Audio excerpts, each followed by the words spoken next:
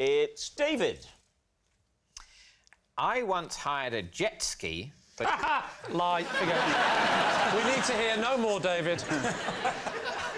I once hired a jet ski, but couldn't work out how to stop it, so had to buzz around the bay for 50 minutes until it ran out of petrol. I take it back, you did. I can so imagine you doing that, Please, absolutely. team. So where was this?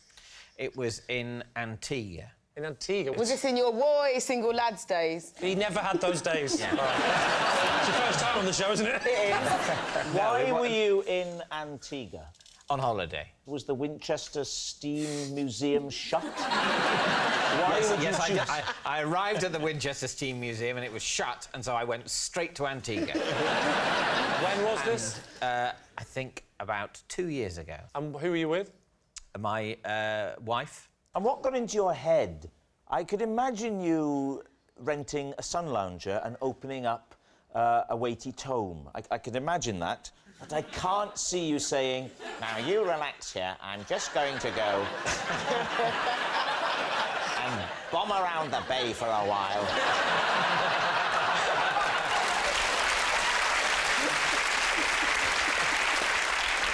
Were you with your wife on the jet skis, or did she stay on dry land?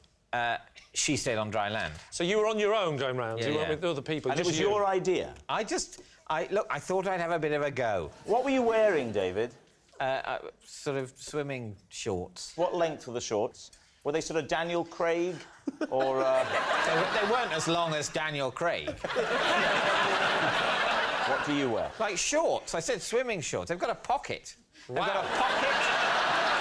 They've got a pocket, and they've got netting on the inside to keep everything in order. All right. You jump on, you're looking back at your wife. Ah, look at me. And then what happens? Well, to be honest, I'm not like, look at me at all, because I must say, as soon as I get going, it becomes immediately apparent to me that I don't like it. Oh, no. Hang on, here's a big question then. You did it until the petrol ran out, did you say? Yeah. So, did you manage to time perfectly that the petrol had run out just as you got back to the jetty? No. So you were stuck now in the middle of the sea? Yeah. What I didn't do is head straight out away from the coast. At the point where my plan formed, I thought I'll just go up and down quite near the jetty, thinking I'll be able to swim to the jetty if the worst comes to the worst. So what happened then? You just kept going, and then eventually it coughed and spluttered. Yeah. Talk us through. Well, I kept going, and then eventually it coughed and spluttered. Into a hole. All right. Lee, what are you going to say? What do we think? You have a great physique. You've got to warn me before you say things like this. A great physique for what? For maybe, I don't know, a game of billiards or Cluedo. Yeah. And I don't quite think that jet skiing is completely your thing. I agree. I don't even think he has ever been to Antigua. So you're saying lie, you're saying lie. Yeah. I'm going to say that's a lie. You say it's a lie? Go with the team. David, truth or lie? It is a lie.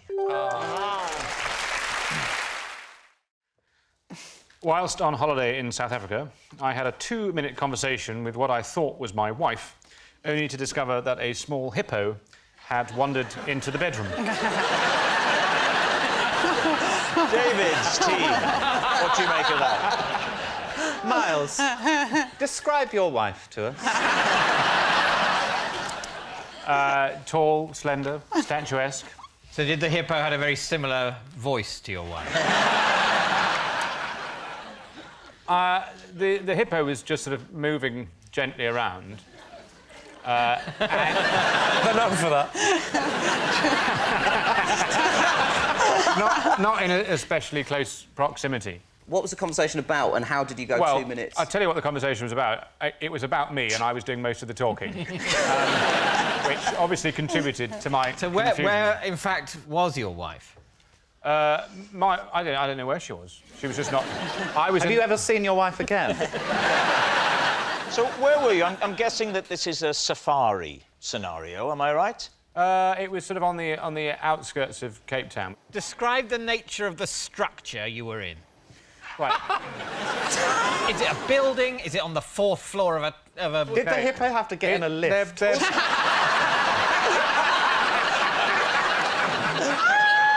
OK, well, it's mainly bungalows. The resort is a collection of sort of bungalow buildings, largely A-frame wooden buildings with a kind of thatch roof. Why were the doors so big a hippo could get in? Well, it's a small hippo, isn't it? How small is a small hippo?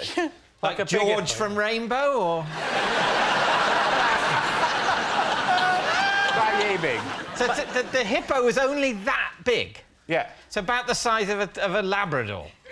Well, let's be clear. Is that its width or its length? That is its width, as viewed from behind, and I suspect from the front. This is worse. Your wife's like the back end of a hippo. This A-frame bungalow has how many rooms in it? It's got 2 rooms. At one end, there's a big bathroom, and then there's the rest of it is a very big open-plan bedroom, and it has sort of seating area in the middle of it, and it has a bed at the far end, a very robust bed, and... A bed you could make love to a hippo on?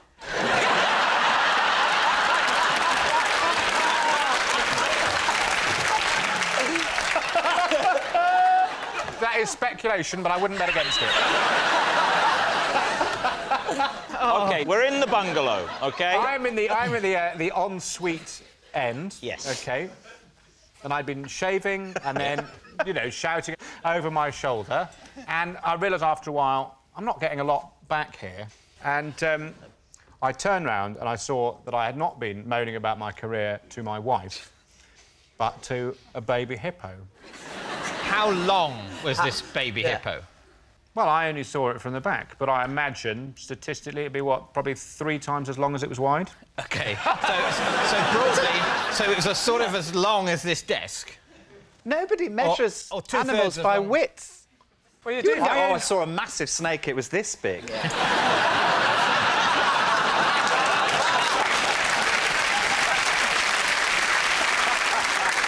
So what are you going to say? Is he telling the truth? I think based on the width, it's a lie. I think that was a panicked reach for width. On the basis of the panicked reach for width. I think we'll say it's a lie. You're going to say that's a lie? OK. Miles, were you telling the truth or were you telling a lie? It is a lie.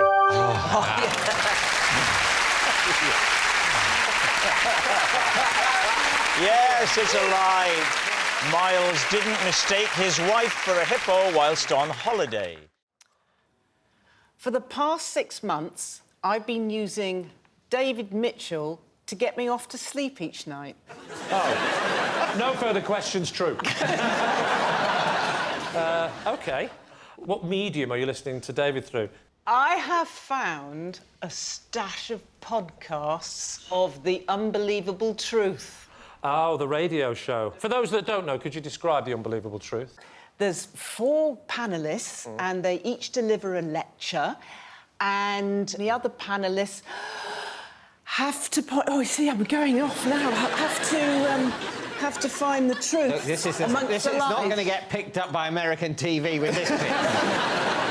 What is it about David's nasal drone that sends you on? What's the quality in there that appeals to you? It's entertaining and it's soothing. It's like a sort of father telling me a bedtime story.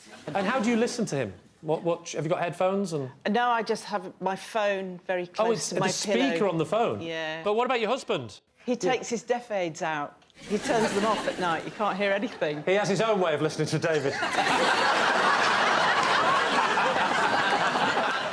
There is a lovely rhythmical quality to David's spoken word. It's very relaxing and it's not in the slightest bit irritating. No, that's right. That's right. It's Not in the slightest bit irritating. I'm going to quote you on that because it's not everyone's view. series across the box. He's not irritating, he's tedious. It's not tedious. No, because if it was tedious, I'd go off on my own train of thought, which would be stimulating and would wake me I up. see. But, you know, a lecture on medieval castles, phew. How do you get off at night, Alan? Not very frequently. How do you visit the land of Nod? I spray my pillow. Steady! Sleep mist. After which my wife coughs for a bit and I'm asleep.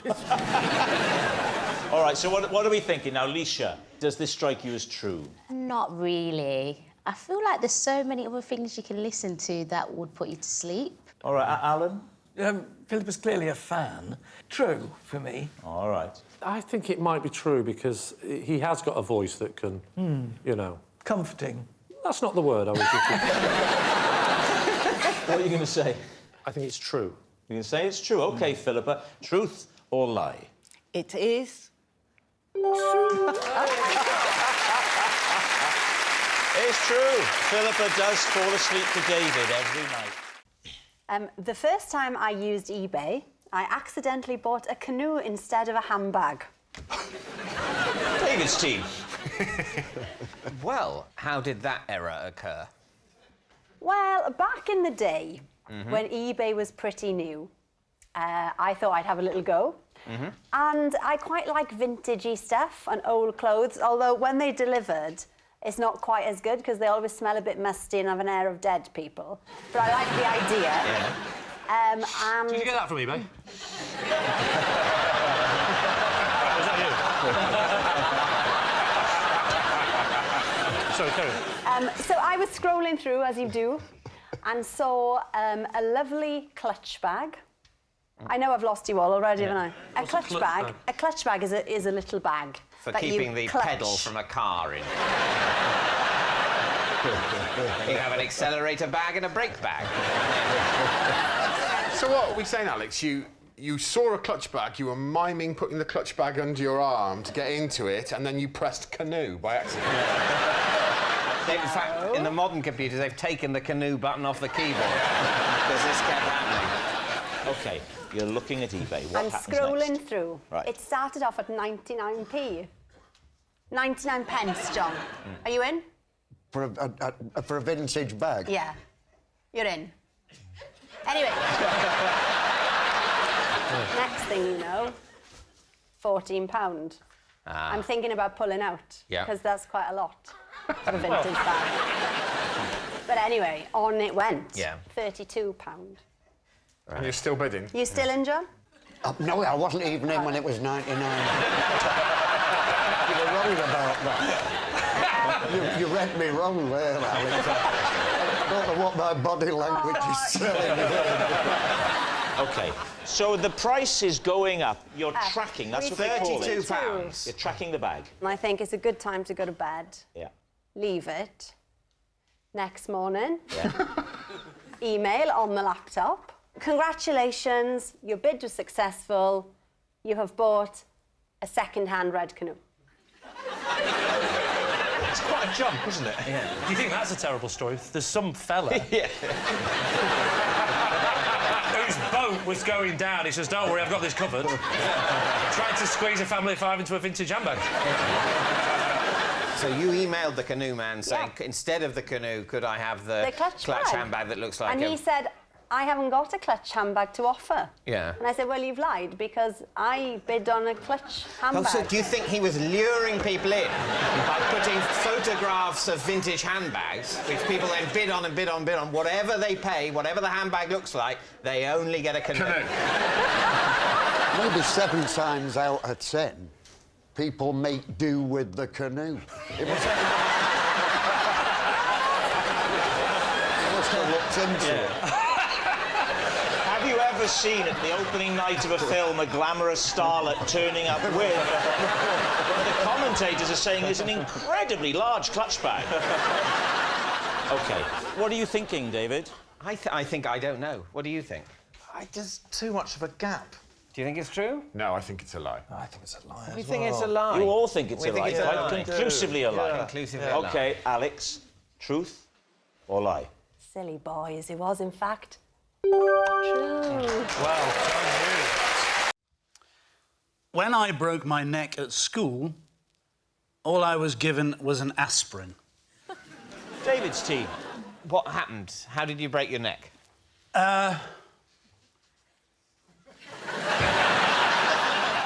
Don't worry, we can lose that pause in the edit. Yeah. As a young man, I was in the gym team. Right. At school. we were doing a display for whatever you do, Founders Day, something like that. I had to do a somersault over a box. A box? A horse. Yeah. A horse box. One of the things. Wasn't that big? Yeah, right. Vault. Yes. So I jumped over one of those and was supposed to do a somersault, but I did 1.5. And landed on your head. He's very clever, isn't he? So what happened then, Aid? You came crashing to the floor. There was a very loud noise. Your neck breaking made a noise. Yes. Why wouldn't a neck breaking make a lot of noise? That's a good point. Wouldn't you scream anyway? I mean... But the noise would precede the scream. But on the way down, on the way to hitting your neck, presumably you'd be shouting out something like, ah! No, because actually there's sometimes a delay before the pain actually arrives. Yeah, but there still might be alarm as you see the chances of you saving yourself from a neck he's in break. air, doesn't It's like people in an aeroplane that's crashing, they're probably screaming, and you don't go, well, you're fine at the moment. Yes.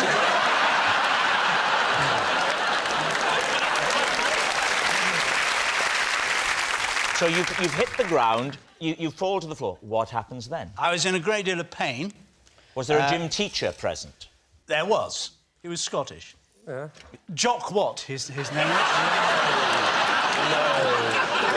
No. That was his... You had a teacher called Jock Watt. So what did Watt do? One of the first things he did was he put out his cigarette. On the head of a nearby child. Yeah. Watt was there Where? because in the display. What was in the display? What? Part of it. We're quite small schoolboys. So there's a kind of teacher to catch you. Oh, yeah. Half catch you. Half catch. So somebody dropped you? You bounce over the thing and you sort of... Is that after he dropped you? Is that when he went...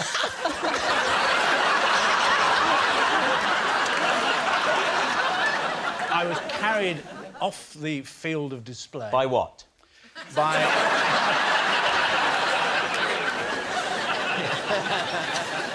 and taken to the sick bay, where I was given an aspirin.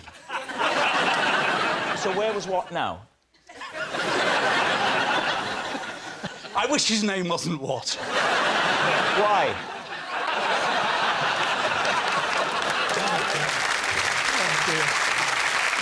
So was it evident to you from the start that you'd broken your neck? No. I suffered a great deal of pain for very many years and didn't really find out about the crushed vertebrae until... Yesterday. Until a few years after. So what are you thinking? Are you thinking that it could be true? Well, the thing is, I've been observing him, as I do, and he doesn't have full movement of his neck. Look at that. How long have you been observing him for, Paul? You see?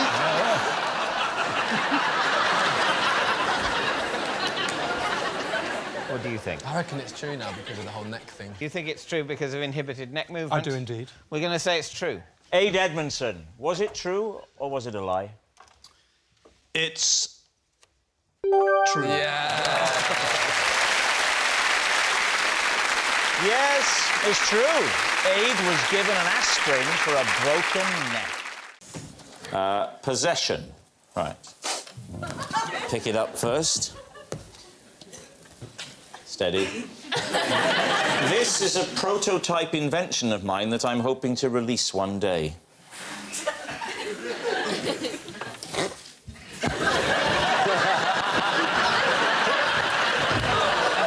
Ladies and gentlemen, Rob Brydon's World of Magic.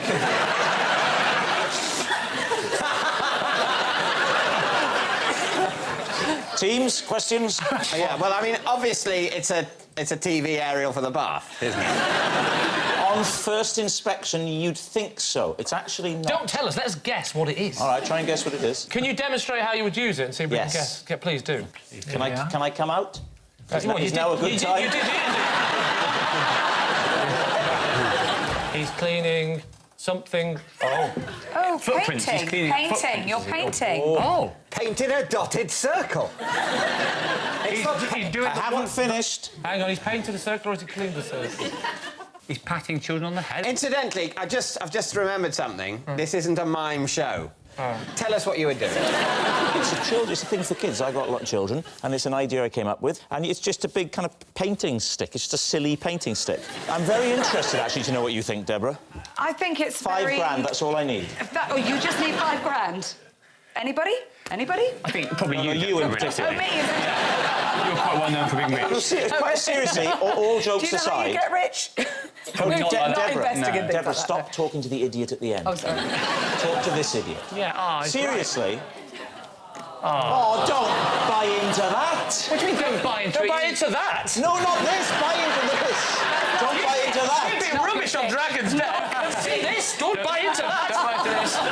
Deborah, what do you think? Seriously, what do you think? Seriously, what do I think? It wouldn't be wood, like this is a prototype. It would be a gaily coloured plastic, maybe with some kind of laminate cover on it with zigzag. Kids Would it love be zigzags. nothing like that? Well, it'd be quite a lot like this. Can you imagine if you asked for a Nintendo Wii and Dad came home with that? There's not much you can do apart from do circles, though, is there? Yes, plenty you can do. That's a... You can do that with a normal spoon. With this invention, you can do this. Yeah? Another... Oh, you mean another one of those circles you were telling us about? But is it a circle, Lee? Well, it's starting to become a circle, yeah. You think it's a circle? Wait a minute. It looks like it. Oh, hello. Do you know what? I'm in. I am in. What would you call it? 4 sponges on a stick. Rob's colourful stick. Hey! Hey, I'm not falling for this again. Yeah. Right, what are you going to say? I've seen a lot of inventions. Yes? That's not even an invention. Oh, one of them. I'm going to be maverick here, and suddenly I think it's a good idea. No, I do. It is a good idea. It's great fun. I'm starting to look forward to actually borrowing that and playing with my kids with it. What are you going to say? I say that I think Rob is mad enough to think that's a good idea, and we should say that's true. You're saying it's true. David Mitchell, what is your team saying? Rubbish. Absolute rubbish. Do you think it's a lie? A lie. He's mad enough to have come up with that, I think. My instinct is that it's a lie. OK, you say it's a lie. You say it's true. Yeah. It's actually a lie. Oh.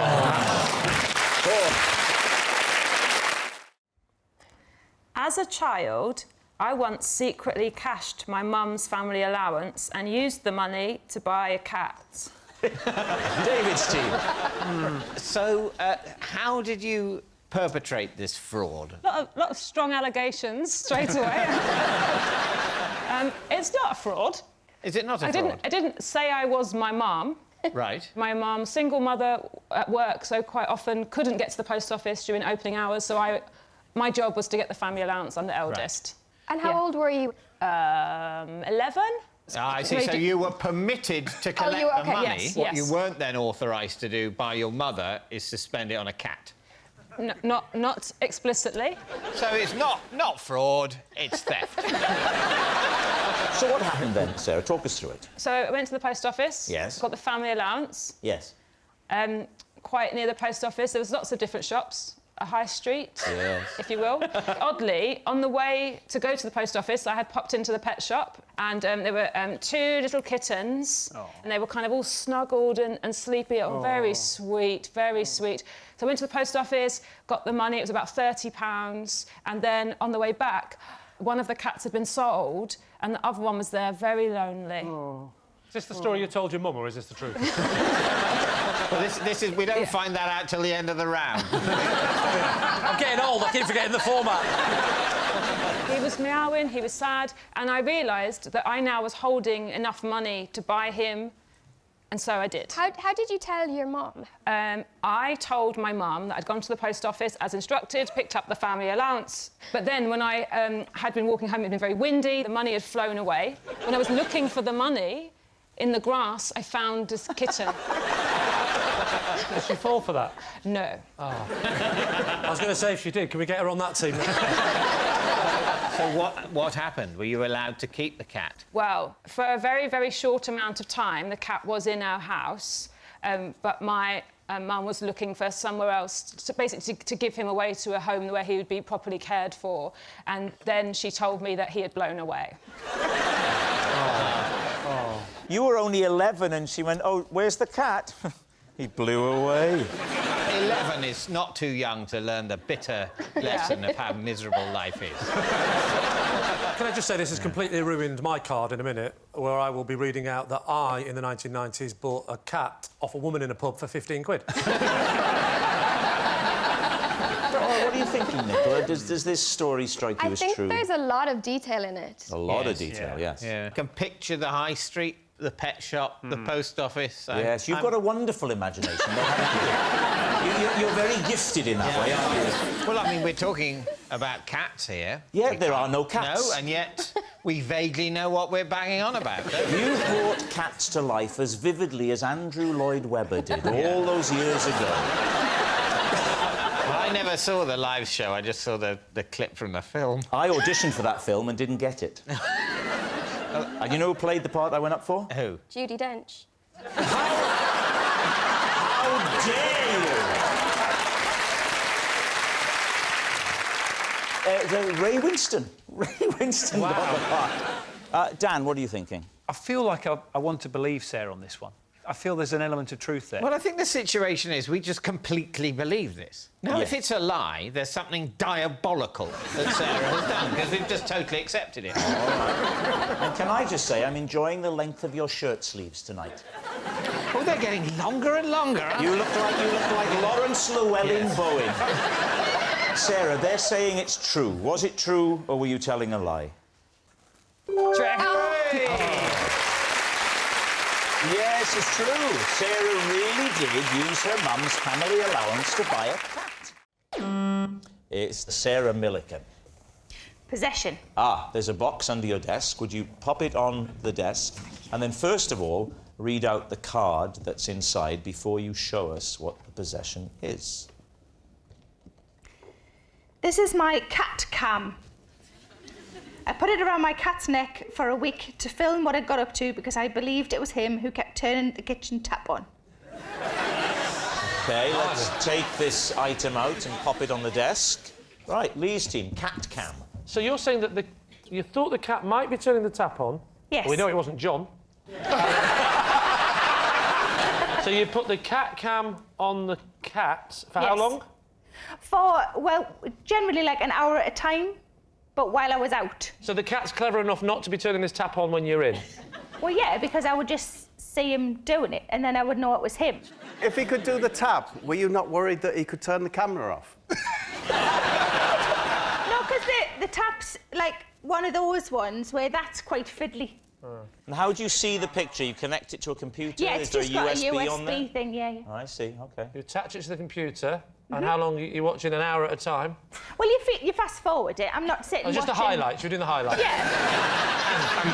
Go on, the big question is... Was it the cat? Not so far, but it's still Somebody's sort of turning the taps on when you go out of the house. It's kind of a work in progress. So when you come back... I hope he's not watching, because then... Don't worry, he turned this off. It's perfect. Can I ask you a question? Just... Yes. Why didn't you attach the camera to the tap? Oh. Thank you. What's the name of your cat, Sarah? It's called Chief Brody. And the personality, is he a scratcher? He is a scratcher. On bits of furniture? Arms. Yeah. Well, that's not so much of a worry. It's the furniture is more the thing, isn't it? Is it? Thanks. Can I ask why you're so worried about the cat turning the taps on when you've got something in your house that's attacking you? I wouldn't mind if but it's he's turning the still tap on if it's scratching my face. Well, that's because you're not a cat lover.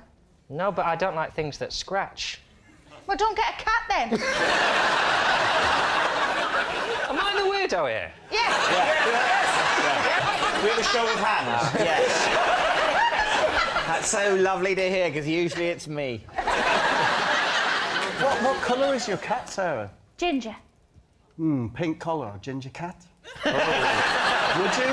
It's red. It's not Would pink. you? Pink. It's red. Oh, please, it's pink. It's red. Shut your face. Red and ginger, devil's finger. That's what they're saying? Who says that? They do. Is that what your mum used to And they're say? still saying it. So what do you think, Lee? Is she telling the truth? What do we think, Bob? I'm saying it's a lie. You're saying it's a lie. David's saying it's Possibly true. well. I'll lie. OK, you're saying lie. Sarah, truth or lie? It is a lie. Yes, it's a lie. Sarah didn't put a cat cam on her cat. Oh, me. I always throw the first and last biscuit in a packet away without eating them. Why? Because the one at the top, it started when the one at the top is crumbly, so I used to throw that. Often it's got crushed, and then can't explain why the bottom one. Do you mean you throw the bottom one away before you start eating them, or just when you get to the bottom one you throw it away? All right, here's the packet of biscuits, OK? Take the top off with the little bit of stringy kind of wrapping. Which actually reveals sort of 2 or 3 2 or 3 come away in it in a quite a satisfying motion. The third one is normally relatively unscathed by its experiences during transit. Which are we talking about? I take those, let me talk. I take them out. Suddenly I'm on Bill Turnbull's side. I take them out. The top biscuit is often damaged. I discard it. I then take... Discard it, what, throw it away? Throw it away in the bin, in the bin. Waste in the bin. Or leave it, all for the dog. I'll put it on the floor in the kitchen. Then, at the bottom, because I'm taking them out to put them in the biscuit jar... Have you got a dog? Yes, I have. Ben, he's not going to say no now. He's quite good at this. I've got a black lab. Oh, very good. Have you? So, Where you do black experiments. then take the biscuits. I'm getting them out to put them into the clear Perspex Kellner jar, whatever it's called. If you're worried about biscuits getting crushed and misshapen and crumbly, why do you put them in a biscuit jar? Well, that's the safest place. No, it's not. A packet is like a car park for biscuits. It's all perfectly, isn't it? If you put them in a jar, you're going to get exactly the kind of problem you're trying to avoid. You think I'm putting them in the jar like this. I give my wife the jar at one end of the room. I then stand at the other end and go, are you ready? That's not how I put them in here. You take them out one by one and carefully place them in the bottom of the jar like a maniac. No, David, I take them out and I slide them into the jar and they rest happily. What biscuits are they? Chocolate hobnobs, or ideally, the ones I don't have to do it with, because I only do it with the ones you take out, is the chocolate Leibniz, because they come in a box. They're usually unscathed. You've just said that you give chocolate hobnobs to your dog. Chocolate is poisonous to dogs. Have you not met his best dog? Well, now you mention it, he wasn't a black lab when we got him. He was a golden retriever. So just to absolutely establish, you're taking out the biscuit, you're discarding it because it's crumbled. If it's not crumbled, you'll tend to throw it away, but not always. Then you'll slide them out like some sort of magician on your hand like that. You'll get the jar, you'll insert them in, unless it's a Leibniz, wherever the bloody hell they are. They go in, it comes off, there's one left, it's not damaged, give it to the dog that used to be brown that's now black. That is what you're telling us is what's happening in your house. You're mental, of course it's true.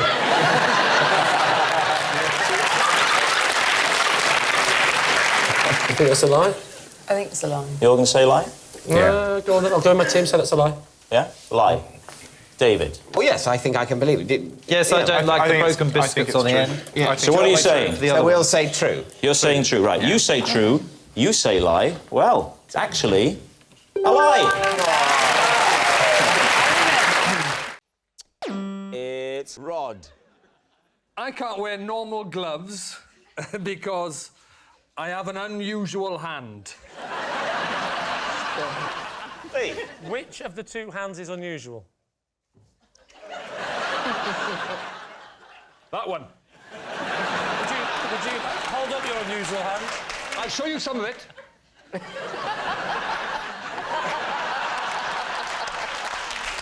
That is quite an unusual hand. Is it all gloves, or is it just certain gloves? Do you mean those really odd gloves with the thumb and the 4 fingers? Because they're all mittens. Yes. And they're called mittens. Yeah, that's still a glove. No, it's not. It is. A mitten's a glove. No, it's not. It is. Admit it, a mitten is not a glove. Can I just say, you're both saying it like two people who aren't quite sure of the real answer. You're absolutely right. You're I'm both doubting saying myself. it with conviction, but neither of you know the truth. Well, this might help you. I could wear mittens, but I can't wear gloves. Ah, You've got webbed hands. Have you got webbed hands? Have you got webbed fingers? Yes, I got webbed fingers. Is this why you couldn't play the guitar in Muck Spreader?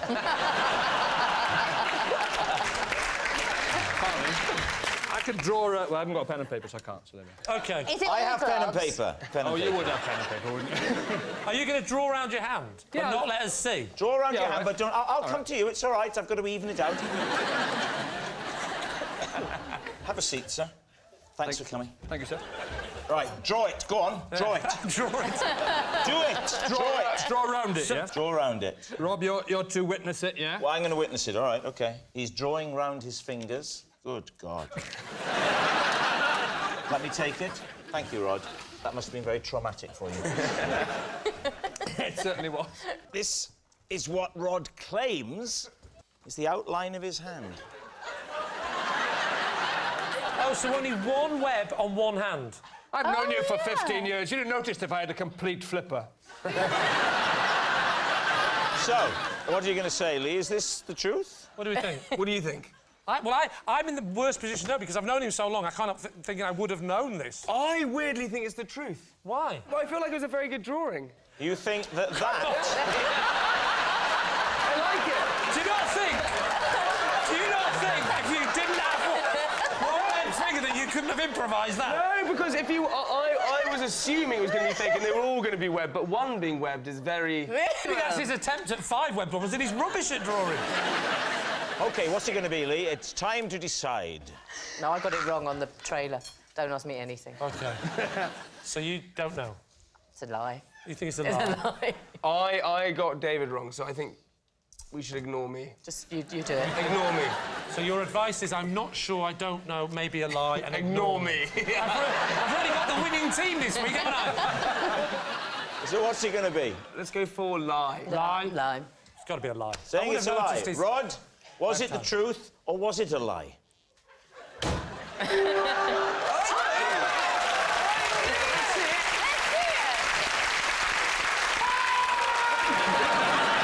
Last year, at a village fete, I won a Wellie boot throwing competition and appeared in the local paper with the caption, "Fling the Merciless." Please, team. Was this in your hometown?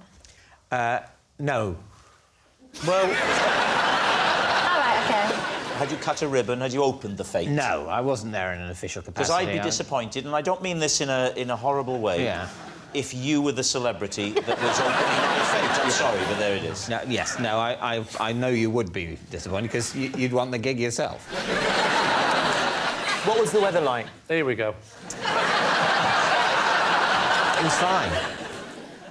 It was fine as in fine, not fine as in fine. Yeah. Okay. How far did you throw it? I mean, a long way.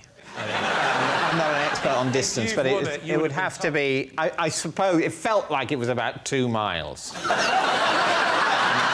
OK, let me say that from me to you... Yeah. Right, I don't want to sound like the Chuckle Brothers, but from me to you is a unit of measurement. OK.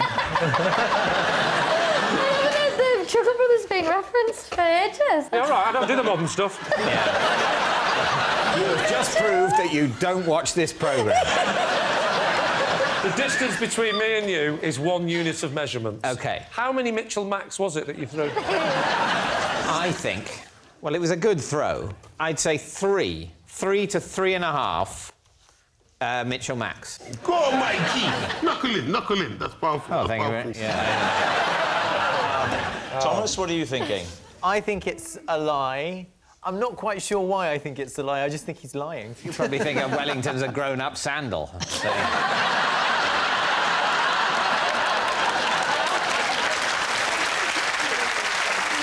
So, Lee, are you going to go with your team? We're both saying it's a lie, are you? Yeah. Well, we have to go with You have to go with them. They're saying it's a lie. David, truth or lie? Well, it is a lie. Wow. Yes, it's a lie. David didn't win a Wellie boot throwing competition. No matter how hard I try, I can never properly pronounce the name Mick Hucknall. David's team. Well, you seem to pronounce it perfectly there. I mean, it's similar to Mick Hucknall, but I'm... With an E and an R in it. Yeah. Well, I would pronounce Mick Hucknall as Mick Hucknall, and Mick Hucknall I pronounce as Mick Hucknall. And that's the problem. The Simply Red singer. So who's the singer with Simply Red? Mick Hucknall. You can say Mick Hucknall, but not when you mean Mick Hucknall. That's right, yeah. So what do you have to mean in order to say Mick Hucknall? Mick Hucknall. Right, OK. And who is Mick Hucknall? I've never met. It's not a name one needs to say, unlike Mick Hucknall. When I say Mick Hucknall, I mean Mick Hucknall, but I've never met a Mick Hucknall, which But you I would spell you like said when you say Mick Mick Hucknall, you mean Mick Hucknall. That's right. But when you It's a say bit Mick Hucknall, you mean Mick Hucknall. So what you were saying then is, when you say Mick Hucknall, you mean Mick Hucknall, which means you can say Mick Hucknall to mean Mick Hucknall. So you're fine. It's a lie.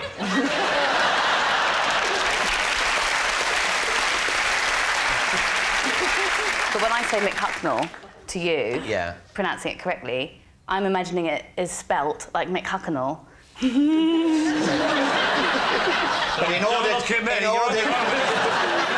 Are there other words you get completely... There's things like spontaneous. I know I'm not pronouncing that in the correct way. What are you actually trying to pronounce there? If something's a spontaneous event or spontaneous combustion. Why don't you try and say spontaneous, and then you can explain to Gabby what you mean by spontaneous. No, I'm spontaneous.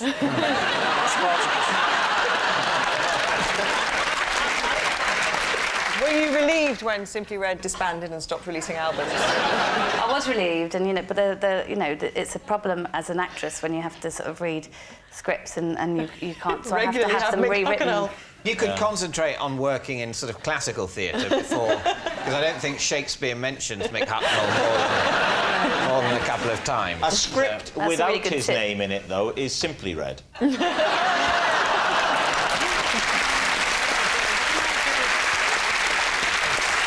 what do you think, David? What do you think? I think it has a ring of truth. I just can't imagine you having to say Mick Hucknall that often. What do you think, Gabby? She says Mick Hucknall so beautifully. I think you're through it, and it's great that you could share it tonight, but I think if only in honour of Catherine's full recovery, we have to say that it's a lie. Oh, OK. Catherine, truth or lie? That was, in fact, a lie.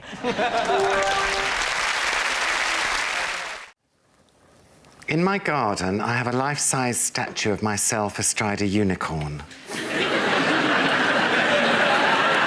Seems reasonable enough, David.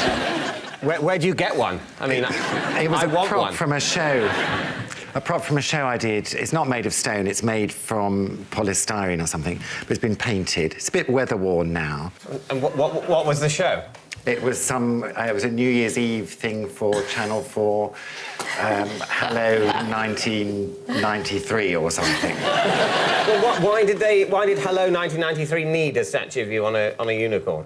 Well, it was the 90s. You touch it up every now and again, every spring, give the repaint, or... I have a man for that sort of thing. Oh, right. You don't have to touch up its horn yourself? No. Did you ask for the unicorn, or was that forced on you? Well, it was part of the set. You know, like you have these sort of bumper car things for this set. Yes, I see that. When this comes to an end, you may want to take one of those home. Same. I'd like to have this in my house, and I'd like to address my wife from it every night. On to round 3, foreplay, and if you get through that, who knows what might happen. So it's in the garden. Is it part of a water feature? Is it on a lawn? It's on a plinth, on a few bricks. A few bricks. Which is it? A plinth or a few bricks? Because when cars have had their wheels taken, they don't say, "Oh, look, that car's on a plinth." Well, I call it a plinth. How nice. What do you think then, David? Yeah, what do you think, Ronnie? I think it might be a lie.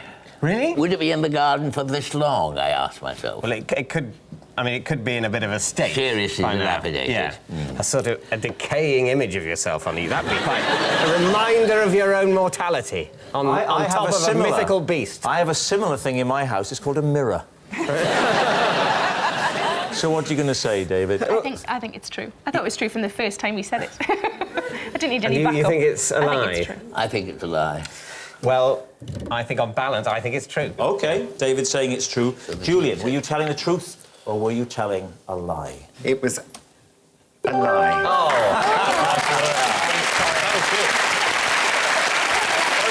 Yes, it's a lie. Julian doesn't have a life-size statue of himself astride a unicorn in his garden. The traditional method for hunting a unicorn is for a fair maiden to sit alone upon the grass, and after a time the unicorn will approach. This is also the traditional method for catching flashers. It is David. As a child, I was scared of the sun. What age? I think this would probably be when I was 4, 5, 6, 7, that sort of age. When I was 4,567. I was still in my infancy as a god. What was it about the sun that you found frightening? It was looking at it. Oh, yeah. Did you just go out at night or something? You never went out during the day? No, I did go out during the day, but I would sort of obsessively keep my eyes towards the ground. Right. The problem was that someone used the phrase, if you look at the sun, you will go blind. Funny enough, exactly the same advice for me as well, but it was page 3 of the Sun. So you would still go out, but you would avoid it anyway. And then, occasionally you sort of turn your head and the sun goes through your vision, and it can create that slight, when you blink, you can still see. And you thought that was burning. And I thought, right, well, what's that? Is that the beginning of the great eternal darkness? Yeah. You really had a happy childhood, didn't you? Then? We were all then on our rally grifters, and you were thinking about the eternal darkness. Did anything else scare you as a child? Oh, yes, most things. What else scared you? Well, the trouble is that some children are timorous and some children are reckless. Yeah, and Sagittarius. And in order... But in order to save the lives of reckless children, warnings are calibrated for their safety, the result of which is that the timorous live in a state of perpetual terror. What I needed to be told is, most days you won't die, it's fine. I wasn't ever going to tear across a 3-lane motorway. Right. The very existence of a 3-lane motorway in the same postcode as me made me not want to leave the house. And presumably you would wait for about 3 weeks before swimming after a meal.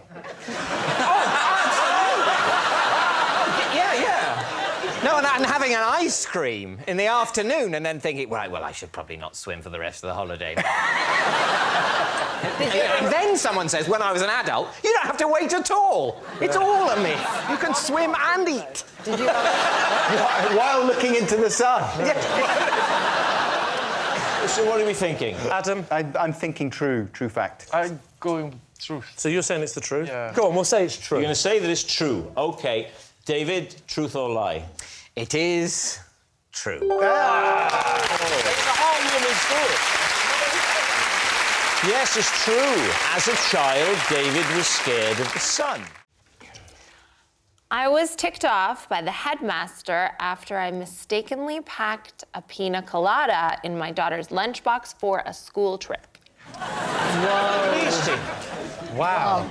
Oh, what did you think it was? What did you think it was? Well, they have these lovely, really lovely, frozen packs for the freezer, and you just take them out and squeeze them out. It's like a little frozen, but they really look juicy.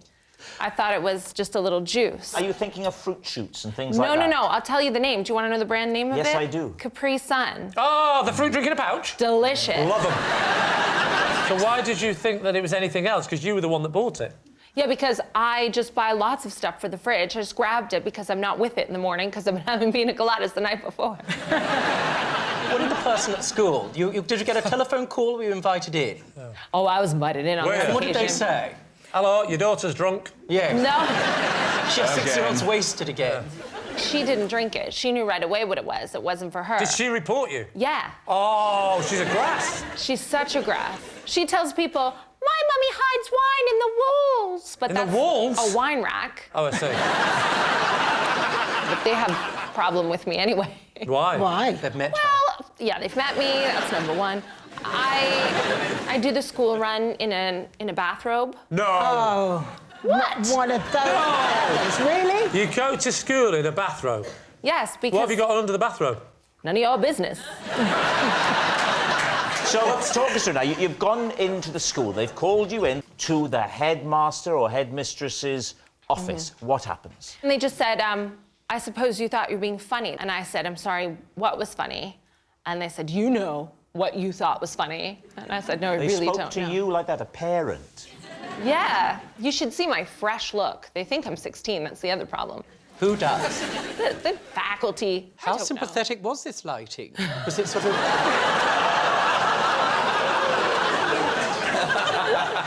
Don't you find that We've been doing this show 11 years. That's the most catty thing that's ever been done. So, Catherine, he says to you, what do you think you were doing? What happened then? He had the pina colada in his desk drawer and said it's not funny to send your daughter on a school trip with alcohol. Wow. What do you think, truth or lie? I could see her doing it.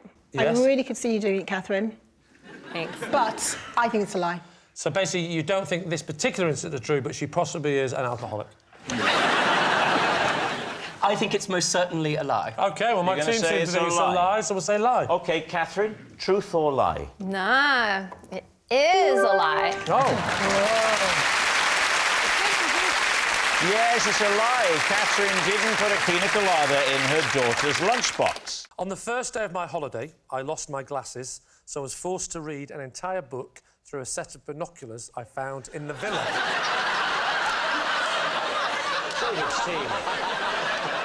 I've been here all day and I haven't seen you wear glasses. Well, that's because I wear contact lenses. Why didn't you wear contact lenses? Because I didn't take them on that particular holiday. What was the book? The book? Wow. The Kipper. By? Brian Fish. A book called The Kipper by Brian Fish. I haven't read it or heard of it. What's the genre of this book? It's a thriller. Right. The Kipper was the code name for a spy. Where were you on holiday? I was actually in Malaysia. What part of Malaysia? Coconut Island. What? What make were binoculars? I think you'll find I didn't have my glasses. How do I know that? I mean, don't get me wrong. I tried to look through my binoculars to find out, and I even looked into the mirror, but it just wasn't working out, the whole thing. I was like... Because the book had to be a long way away from me. Sorry, it had to be a long way away from Well, you. otherwise, it's so close to you. When you get to the thrilling bit, it's too scary. They got killed! So I have to... How did you set it up? The book was at the other end of the... We had a little pool in the villa, and it's on the other end of the pool, and I would sit there like that. And then... How would you turn the pages? I'd put it down there, and then I'd get up and I'd walk, turn the page, crease it, and back round again.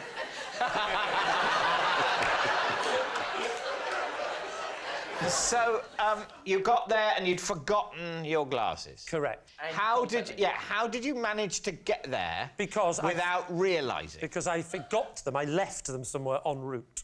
Right. But where? I put them down, like this, in the taxi. I stepped out for a second. I was literally rubbing my eyes like that. The taxi's gone. I know. Unbelievable. It's the exact word I was thinking of. You hadn't arrived at your destination. I took the glasses off for a second, like that. To put them down in the taxi. But there's a reason I put them down for a second. Yeah. Put them down. They're my proper glasses. Yeah. To put on my sunglasses when I get out of the car. The sunglasses are prescription. Yeah. I step out the car, Yeah. he drives off, I've left the glasses in the back, I Yeah. can now see perfectly clearly through the sunglasses. I know what you're going to ask me, so I'll just get to that point. During the holiday, I then lost the sunglasses. Another taxi? No, I was in the sea. You were in the sea and what, you put them on a dolphin? I was in the sea. Well, I didn't know it was a dolphin. I thought it was one of those glasses rests. You know, No, I just put them down. Oh, I didn't put them down, I put them on. And then I went into the sea, had a little swim, and then a big wave came like that and went like that. That's not the bit that knocked my glasses off, though. I just up and went, wow, look at that wave. And then I lost it. I'm going to have to spend the next, whatever it was, 2 weeks without my sunglasses. So I just stayed... Reading a book from one end of a pool to another. This is it. With your How big a book? It was awful. Everything was like that. Even the foreplay. I said, go over there so I can have a good look. That's very pleasant, thank you. And then I'd walk over. And she'd say, do I look sexy in this? I'd go, hang on.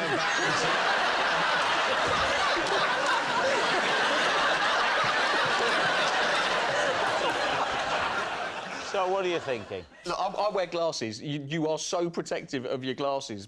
There are various implausible moments in this story. I would say the losing of sunglasses in the sea is not the most implausible. I would say it is the image of Lee sitting at one end of a swimming pool with his binoculars and a book propped up at the other end of the swimming pool. A swimming pool he has to walk round in order to turn the page. So, you're saying it's a lie? Well, I would say it was a lie. I think we're unanimous on that. All right. So, Lee, truth or lie? It is, in fact... Where's the button? Tell me when I'm close. Lie! When I worked in a shoe shop, my boss was called Mr. Clog. Remarkably, I've had 3 other jobs where my boss's name was directly related to their profession. What? The obvious question to ask is, what were those jobs and what were these people's names? Yeah, it is an obvious question. Is it maybe too obvious a question? Maybe go somewhere else first, just... I want to know about the first. Just tell us one of the jobs. At school, I worked in a warehouse and the boss was called Mr. Foreman. Mr. Foreman? OK. And what was your job? Getting just stuff down from the top shelf, obviously. How would you rate Foreman as a boss? If he was suspicious, would he grill you? Foreman? Yeah, listen. Very good. Okay. Why did you have so many jobs? Did you keep getting sacked? No further questions. What were the other 2 jobs? Yeah, what was the other jobs? I worked in... Do you remember the predecessor to Iceland, which was B-Jam? Yeah. My supervisor was called John Frost. Frost, B-Jam. You can see why B-Jam didn't last, because people will go, why don't they just call it honey? Your final job was? Well, it was my first ever job in television. And that was? It was a researcher on a computer games programme. OK, and your boss is called? My boss is called Tony Verrill. What does Verrill mean? In relation to what do you mean? It's a surname, but his initials were TV.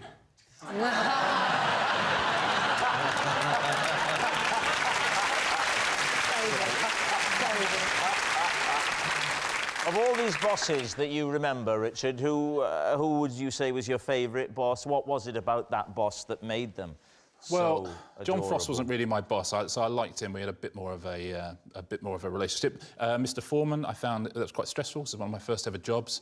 And Tony Verrill still works in the industry, so I will not be passing comment. Tony Verrill still works in the industry. I've never come across him. Yeah, I've not come across Tony. Have you come across him, David?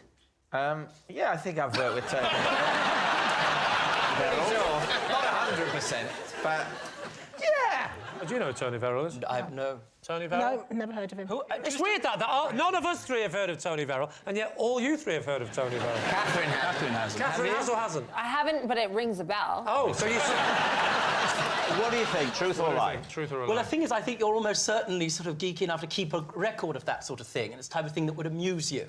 And you'd remember at the time. On the other hand, it's also the type of thing that you could quickly construct to be clever. It's a challenging one. What do you think? Lie? Yes, I think so. We'll have to say lie. You say lie. OK. Just because of Tony Verrill. Richard, truth or lie? It is a lie. I have a possession. Ah, right. Well, then take out the box underneath. That's it. Pop it on the desk. These are some of the birthday cards that I've posted to my pets. OK.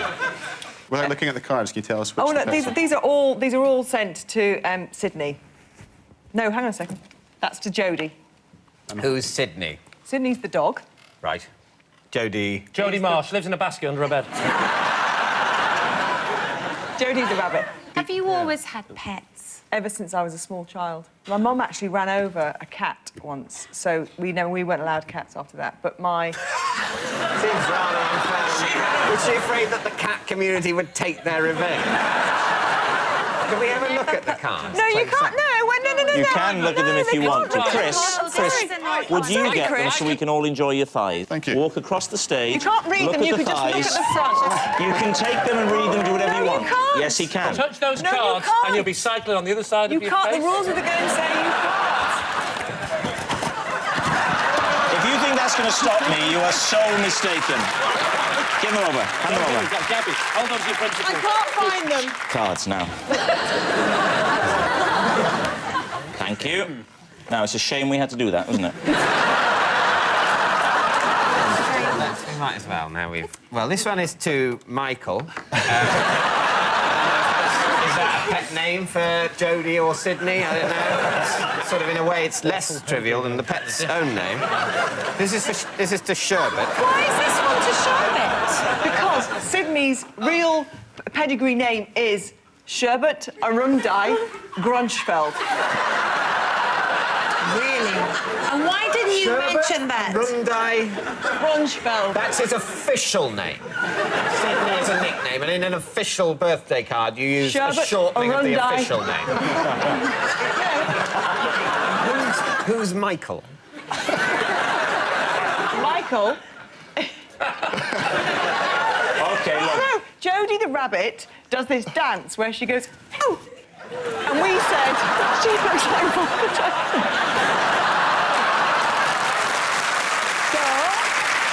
So, David, what are you going to say?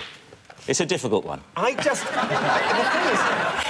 It's got to be a lie, surely. I think we think it's a lie. We've got to go for a lie. You're saying lie. OK, so saying it's a Gabby, lie, yes. were you telling the truth or were you telling us a lie? I was telling a lie.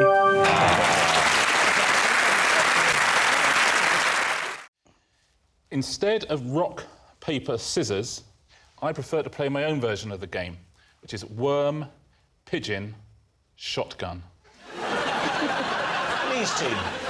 Right. What beats what? Like, what is superior to what? It's pretty obvious, isn't it? Pigeon What beats shotgun? Pigeon eat worm. How does a worm beat a shotgun? By crawling into the barrel. I mean, how do you think? What's the hand actions? Well, shotgun. Yeah. Easy. Worm. Oh. Yeah. And... OK, let's have a little game. Me v you. Just before we start this very competitive bout, tell us what tops what. It's quite simple. Pigeon eats worm. The shotgun eats the pigeon. No, it doesn't eat the pigeon. The pigeon shoots the worm with the shotgun. This is so much you're deliberately trying to make this complicated. I just want he's the genuinely truth. I just want to get to the bottom of this. OK. Don't think of me as Rob Brydon. Think of me as Robert Mueller. I will not rest until I find out what's happening. That makes me Trump. Yes, it does. Oh, I don't like the thought of that. You're a lot smaller, though, so you're Mueller light.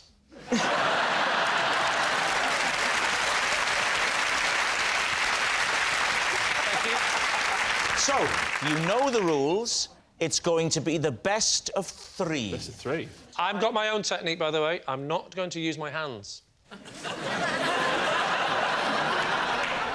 Now, you've been warned about this. I think you know which one I'm going to do, don't you? I'm not going to be big-headed. It's not a shotgun. It's not even a worm, is it? Let's be honest. All right, here we go. Get ready. OK. 1, 2, 3.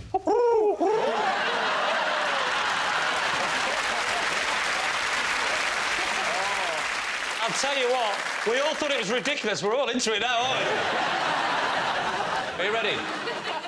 Yeah. 1, 2, 3. Worm. Sorry. You shotgunned him. You shotgunned him. OK, let's play. Richard needs just one win ill of victory. Yeah, If Rob, Lee... I think they're following it. It's a shame we won't now have time to play Would I Lie to You?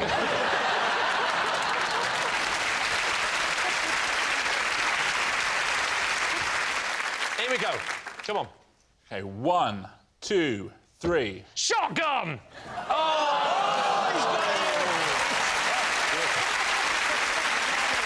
It's a convincing win for Richard the Big Man Osman.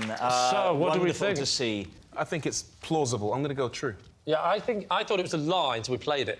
Yeah. And when we played it, I thought, panning out this. OK, you're saying it's true. Richard, is it true or is it a lie? It is a lie.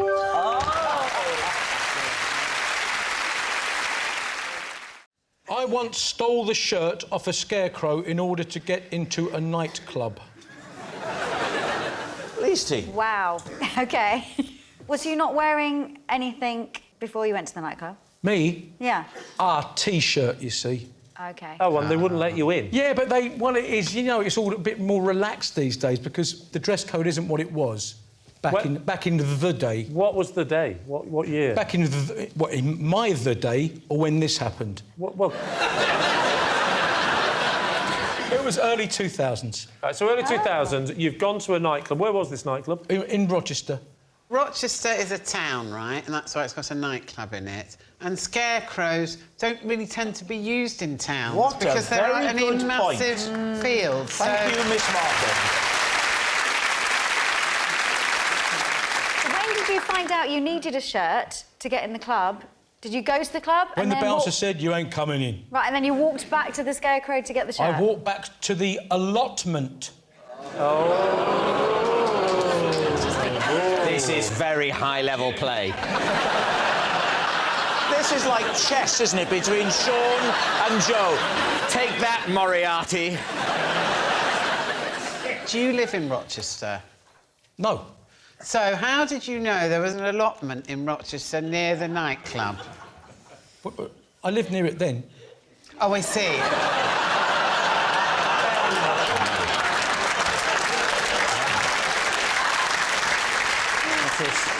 It's like fencing, isn't it? But then again, if you lived in Rochester, why didn't you just go home and get a shirt? Oh, this gets better and better. Checkmate. No. I was born in Chatham, but brought up in Maidstone. But my uncle lived in Rochester, and it was one of the allotments on his patch, so I knew where the allotments were. Apropos to the nightclub. Miss Brown, back to you. Can I ask, earlier Yes, you sir. said you had a T-shirt and trainers and jeans on. Yes. And you thought it was a relaxed club, but then you went to the club and they said you need a shirt, but you're not allowed in a club with trainers on. OK. The bouncer was a Can big... I just say, Sean, you're the kind of person that every time you speak, you always sound like you're going to start it with, I'd like to change my story. But is that the impression I'm just giving you? For the sake of the tape, the accused has walked into the room. The bouncer was a massive fan of EastEnders and was quite embarrassed at turning me away. So I think when he saw the effort I'd made, because I was already 8 pints to the wind, so when he saw the effort I'd made, I think he just couldn't bear turning me away again. OK. What do you think, Joe? Could this be true? I think he'd have had a better time if he'd popped down the graveyard.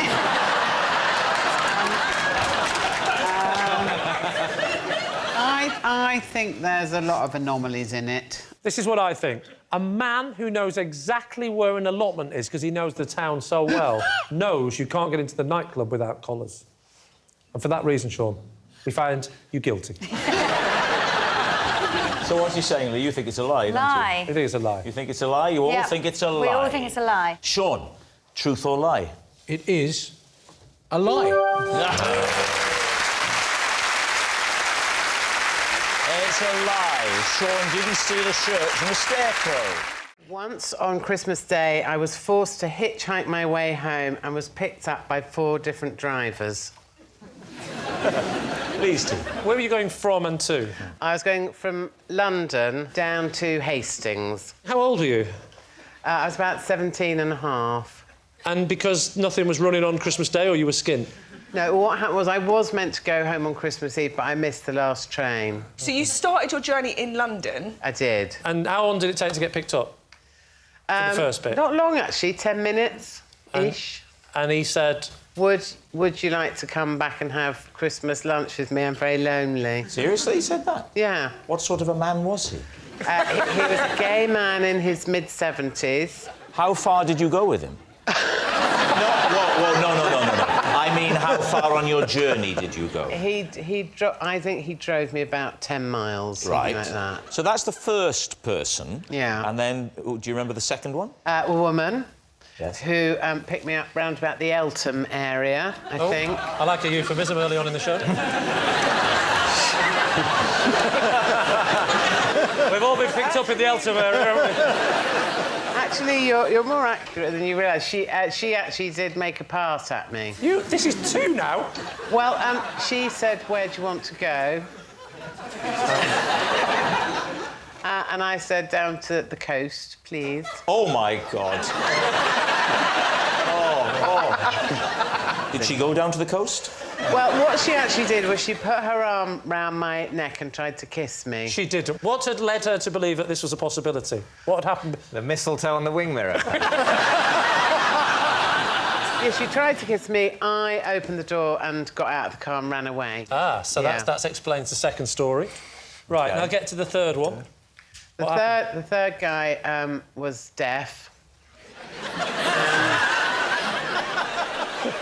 I'll tell you what, if this turns out to be a lie, you deserve a medal for making this as least plausible as possible en route to the story. But, OK, so he's deaf. Yeah. Right. And so I had to write down where I wanted to go. And you said Hastings on the card? Yeah. What did he say? He didn't say anything. He just started driving. Oh, my That's a bit menacing, isn't it? He didn't look scary. And who was the fourth? The fourth was a farmer. He said that he was fed up with his family, so he took me all the way to Hastings. So he's having a bad day on Christmas Day and decides to he'd rather drive you to Hastings. Well, he said that he told his wife he was going out for a paper. That's the end, really, because he dropped me off where I was going. Did you invite the man in for a mince pie or something? You know? No. You didn't even invite him in? No. Do you think that's a bit weird? I don't. I think it's the weirdest bit of the story. He's given you a lift all the way to Hastings on Christmas Day. He's the only one who hasn't made a sexual pass at you. He's been entirely honourable. Just give him a little bit of a mince pie and some brandy butter. So what do you think? There's a lot of detail in there. I think it's not true. Based on? I think it's got too many characters, like a Tarantino film. The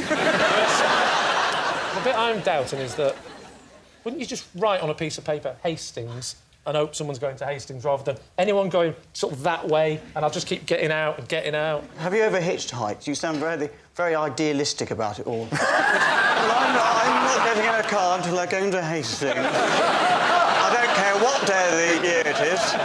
Hastings, no. Paul does have a point. That's not how it works. You just go a little bit, and then maybe... And that's part of the fun of hitchhiking. It's who you meet. Don't try and pretend to me you've ever hitchhiked. I know you well. Getting at the back of a Mercedes once a week is not hitchhiking. I've seen it in films, though. So Ray thinks it's true. It's got to be true. OK. Too wacky to be made up. So you think they're too wacky to be made up, you think they're too wacky to be true? Yeah, I think she enjoyed making them up. So what's it going to be, then, Lee? OK, well, we'll say... be it on your head, Ray, but we'll say it's the truth. Saying it's the truth. OK, Joe Brand. Truth or lie? It is true.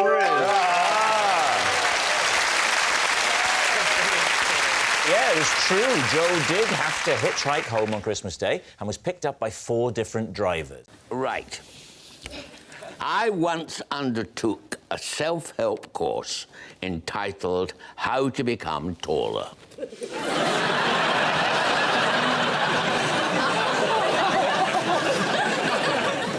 Very hurtful, that laughter, I thought, Ronnie. Very hurtful. Was it a step-by-step guide? It was.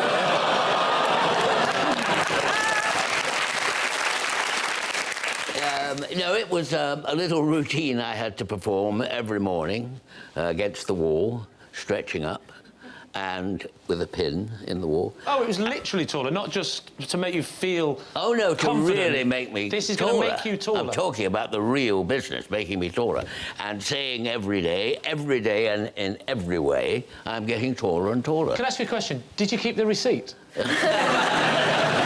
Was this done once you were of maturity, or was it when you were an adolescent and still possibly might grow? I was about sort of 14 or 15. Oh, yes, right. And it was bought by my aunt, right, who was perhaps more worried about my size than I was. Yeah. And so she subscribed to it. How tall were you at 14? A little bit taller than I am now, actually. This is a great book you bought, isn't it? But surely at 15 you can still have a growth spurt. Like, Julian, you're pretty tall. Like, how old were you when you reached the height you are now? Well, I shot up when I was 15. Were you doing this yourself? It's slow. Were you older than 15 when you were... I was about 18, I suppose. So to worry about your nephew not being tall at 14 or 15, that's quite premature to get concerned about someone's height. But boys do usually shoot up at about 14 or 15, don't they? I never shot up. My parents kept telling me about my cousin Gethin, who he always shot up when he was 22, he got ages yet. And it was I peaked at a very disappointing 5'7", which is... I can't believe in front of Ronnie you're saying a very disappointing... I was about to say. Look at his feelings! His feelings! I know. It's so upsetting.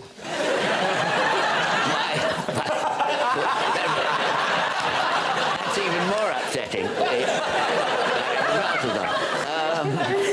When did you get out of short trousers into long trousers? Oh, what time is it now? So what do you think? Is Ronnie telling the truth? In the context of, what was that, the 40s, when you were a teenager? The 1944, 42, Yeah. 41, 42. Sort of I thing don't think might people have have money believed. to spend on self-help books. It was during the war. They're not going to spend time worrying about how tall people are. Well, you'd think that'd be the time exactly when you worry about we need to be taller than the enemy. Having said that, would have been annoying if they'd have made you grow an extra 6 inches, sent you in the war, got in the trench, and your head was sticking out of it. That would have been very annoying, wouldn't it? Now, you've got to get a grip here, Lee, and make a decision. I think we should go for... You're saying truth. Holly, how sure are you? I'm definitely sure you're not... That's not true. I'm sure. I don't know. Yeah, you've answered the question, sweetheart. I'll go with Julian. OK, you're saying it's true. So, Ronnie Corbett, is it the truth, or were you telling a lie? It is the truth.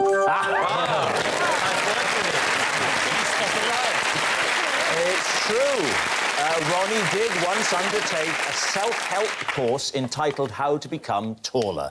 Of course, lacking height is no obstacle to success. I can think of loads of short people who've become household names. There's Ronnie, of course, and then there's Sleepy, Grumpy, Happy, Dozy, Sneezy, Ant and Deck. I once broke into a convent and stole food from some nuns. Please do. When did this happen? When I was hungry. Quite hungry. Which was when I was young and didn't have any money. How young? 18, 19. Was it just you, or was there anyone else involved? A friend helped me. And what did you steal? I stole vegetables. Vegetables? When was vegetables? Is it the 19th century? Well, because it's nuns. Nuns grow things in gardens. Well, they do on TV, but in real life they go to Asda. All nuns grow vegetables. No, they don't. No, they don't. Yes, they do. No. I can't imagine a nun not growing vegetables. Yeah. If you can name a nun who doesn't grow vegetables, then go ahead. Trevor Nunn.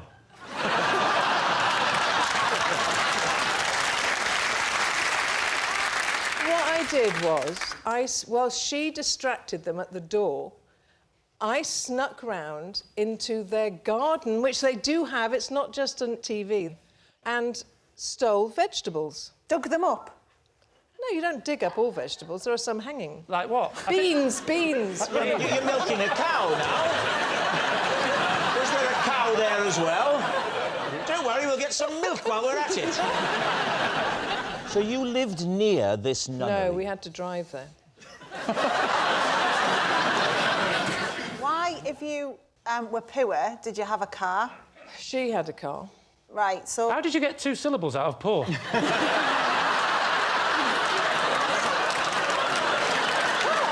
almost got more syllables than there are letters.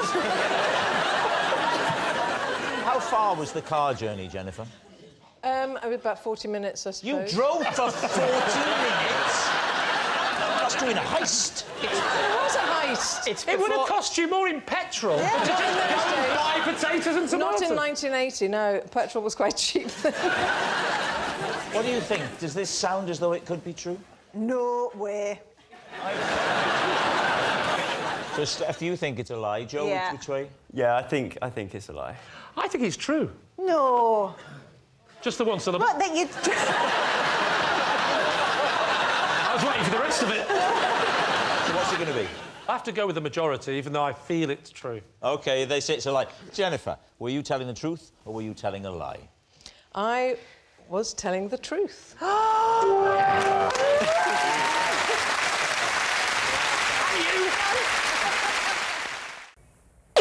It is Lee.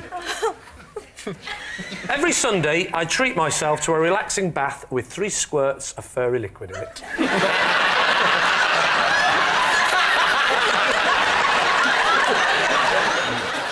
Why? Because when I was a kid, we used to use a bit of furry liquid if we'd run out of bubble bath. And so... Yes, I can believe that, but then you decided, in fact, why do we need the bubble bath? But why only on a Sunday? You shower the rest of the week and bath on a Sunday? Well, I'm old school. There's nothing wrong with an all-over flannel wash. Under the armpits on a Monday, down below on a Tuesday, feet on a Wednesday, knees on a Thursday. This is like a really dirty version of a Craig David song.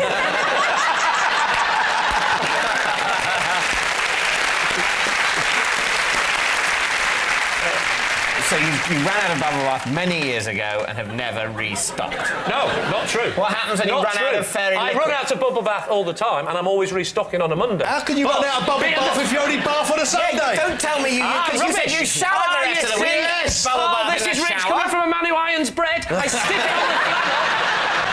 A bit of liquid soap on the flannel, under the arms on a Monday. You put bubble bath on a flannel? You're telling me you've never used bubble bath in the shower because you've run out of soap? That's all the time. Liquid soap. Well, no wonder you keep running out of bubble bath on a Sunday. That, you're just like my wife. In many ways. David, what do you think? I don't think this is true. Greg? It's cobblers. It's a lie. We think this isn't It's true. a lie. Well, Lee, here's your chance. Truth or lie? Well. Here we go. It is, in fact, a lie.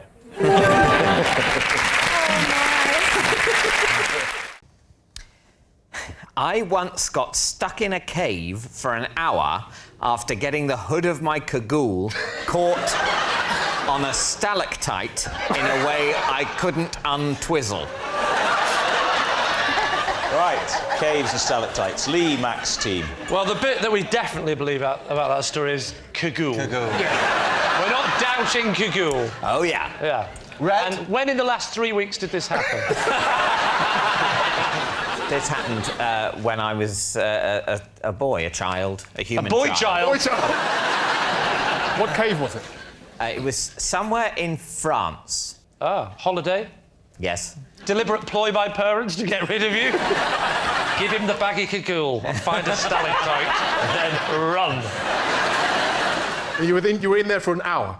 Yeah, I was caught on the stalactite. For an hour? For an hour, Just yeah. remind me again, stalactites go down, right? Stalactites hang down. Hang down. Stalagmites go up. And the easy way to remember it is Yeah. that stalactites have a C in them. Stalactite, C for ceiling.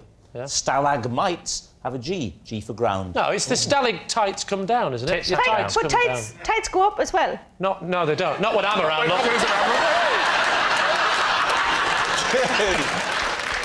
How did you eventually escape? My dad came and released me. So you're with your family on this trip? Well, they were sort of... It took them an hour to find you. I would have thought, if I'd have lost you and you'd have been my child, it would have been 6 or 7 days.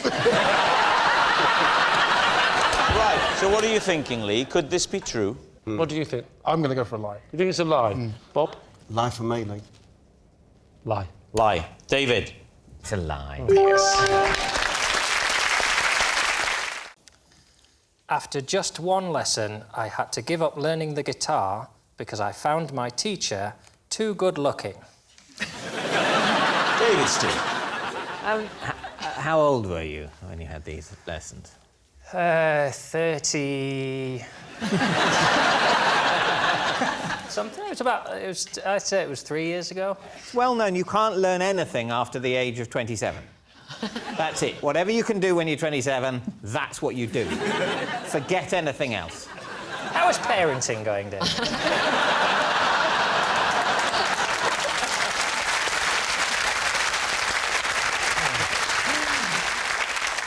Was it a man or a woman, your teacher?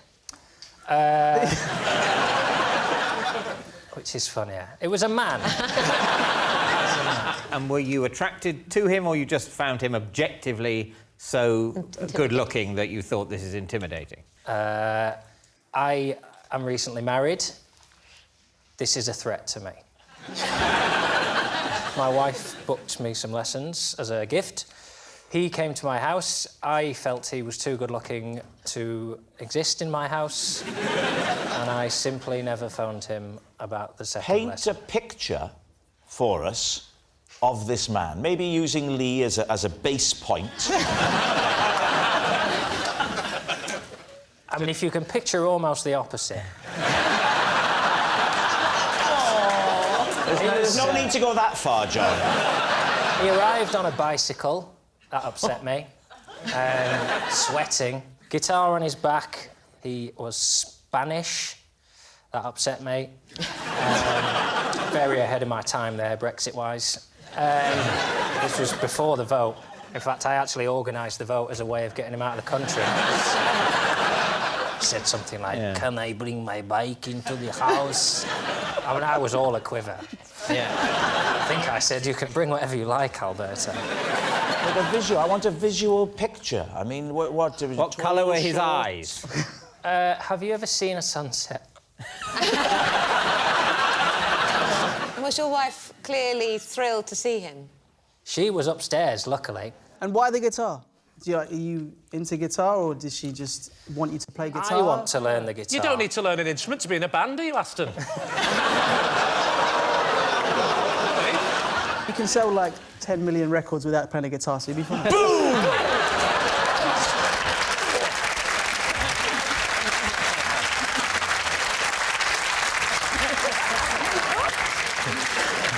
What do you think? Is he telling the truth? Oh. What do you think? Well, I did think it was the truth, because the little I know of you, you seem like you could be worried enough to feel that. What do you think? I don't know. I'm not sold. So if you could move to true, that would really help me out. For you, I'll move to true. Oh, Brilliant. no, the pressure. That means I don't have to think. True. Yeah. Saying true. John, come on. truth or lie? It is true. It's true. John did stop having guitar lessons because he found his teacher too good-looking. I was sacked from my job in a call centre for repeatedly using different accents on the phone. David's team. Who were you in a call centre for? Who did you work for? I was working for Royal Mail. Royal Mail? Yes. And what sort of call do you get? Where's my post? It was a while ago, and you used to not have Google, and people used to ring for postcodes. What's your favourite accent to do? So obviously Welsh is easy, so... Would you do the accent of the postcode? So, yeah, that would... Sometimes you could do that. So, OK, I'll be the person who Okay. needs my postcode. Okay. That does sound like a pre-Google phone, I'll give you that. Hello. Oh, hello. Bula da. I need a postcode, please. That's nice. Oh, are you Welsh as well? Dim eich hyfforddian. Oh, nach chi nawr I bydd y Mair. Ac y Mair are sitting at a panel ac I got a moron to your left.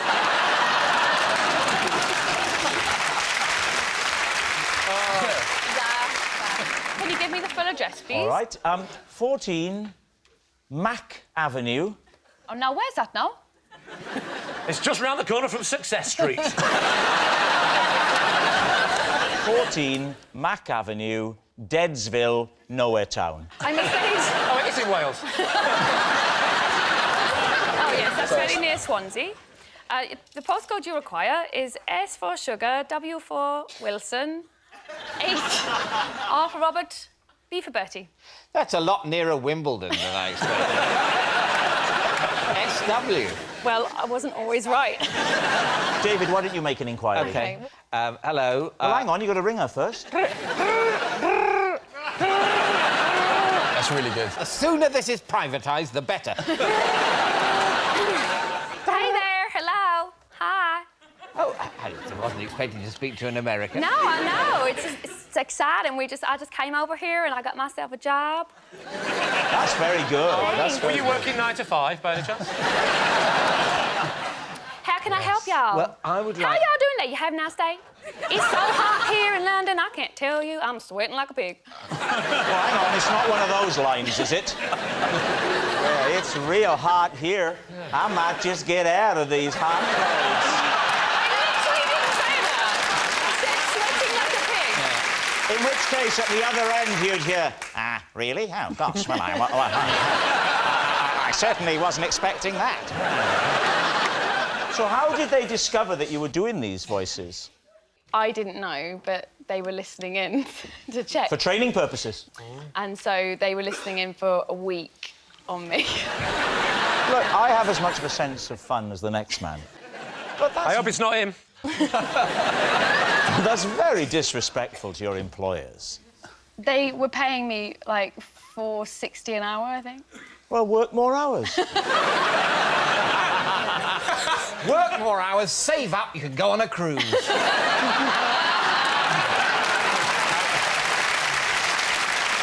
So what did they say to you? What did they say to you? They took me aside, and there was going to be, like, Christmas break, and they just said, we're asking everyone back after Christmas, but we're not asking you. I should have said, that's fine, sugar, I don't even care. But, So what do you think? Claude? No, you have to say it out loud. I think it's a lie. You think it's a lie? They wouldn't wait a week to fire her. I'd have fired her immediately. I think it's believable that you could be that bored in a phone centre. I'm leaning towards true. OK, you're saying it's true. Carry out. Truth or lie? it's true. Yes, it's true. Carrie-Anne was sacked from her job for using different accents. I find it incredibly irritating when other people fiddle with my jigsaws. Please, team. What was the last jigsaw you did? It was a picture of the city centre in Oxford. How many pieces was it? 1,000. 1,000? What's your jigsaw etiquette? My etiquette? Well, when I say etiquette, I mean if you're doing a big jigsaw, you have to do it on something so that it doesn't upset everybody else's life. So what do you do it on? My grandfather's coffin. Because we've all stopped hoping that he's ever going to come out. On a card table. On a card table? Oh, OK. You have a card table? That's nearly right. And you start with the outside. You do the whole perimeter. Yeah. Where do you go then?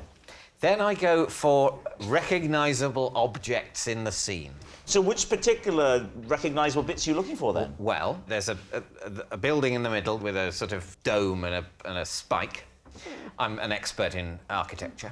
So there was that thing, and there was several people wandering around, you know, like someone on a bicycle. Whoa. He's saying, you know, specific. You're looking for specific things. Yeah. A person can go anywhere in the jigsaw. No, Yes, they can't. They can only go where they go. I will say. You can't go out, put a person... I'm going to put him up there. When you do a jigsaw, Lee... Yeah. I don't, David, because I've got a life, but carry on. Yeah.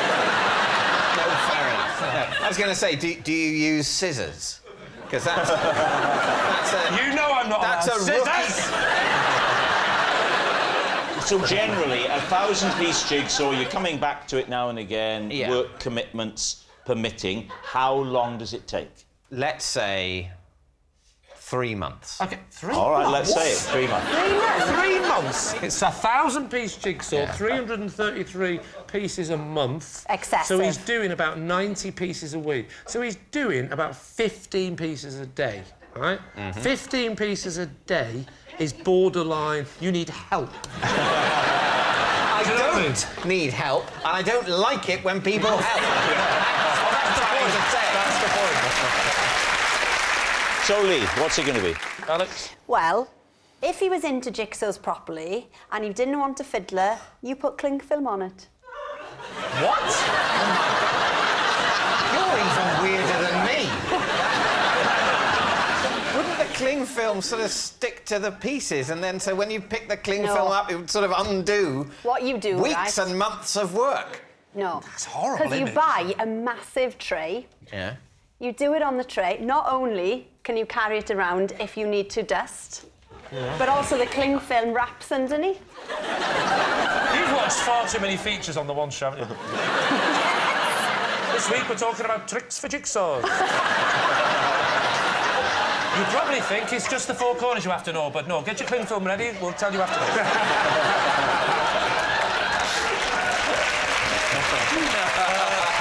John, do you think it's... Well, I can see. I think David's a contemplative type of person, you know, and jigsaw puzzles kind of allow you that loose space to be, to be a ruminative. It takes you to a ruminative place that you wouldn't otherwise enter in the normal run of events. But just to clarify, is it true or false? True. Okay, go, true. OK. You're going to say true? OK. David, truth or lie? It is true. I also went to the same resort and skinned a cheetah. I am wearing it tonight.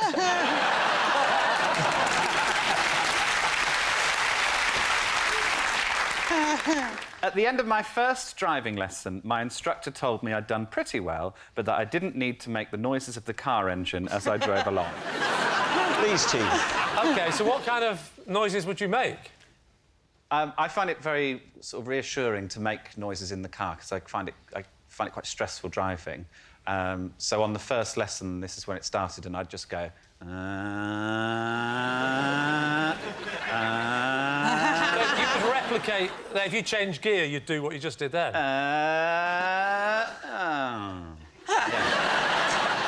What's the reversing around a corner backwards noise? I need to just get into the character, into the position. I go, And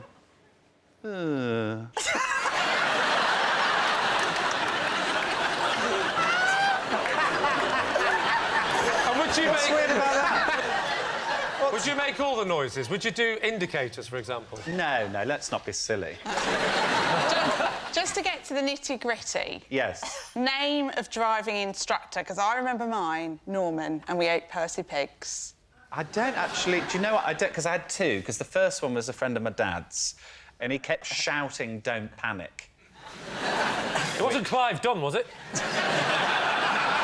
don't know that reference. Who's Clive Dunn? Clive Dunn played... Holy... Clive Dunn played You've Corporal just Jones fallen in into the Dad's generation Army. gap, Lee. This audience actually oohed the fact that Joe didn't know who Clive... They were like, oh, you piece Well, of you said it work. oohed. Perhaps they were accelerating.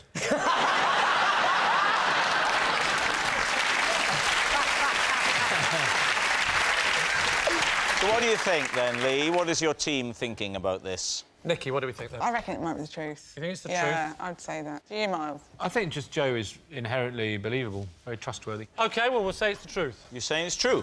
Joe, truth or lie? It is a lie.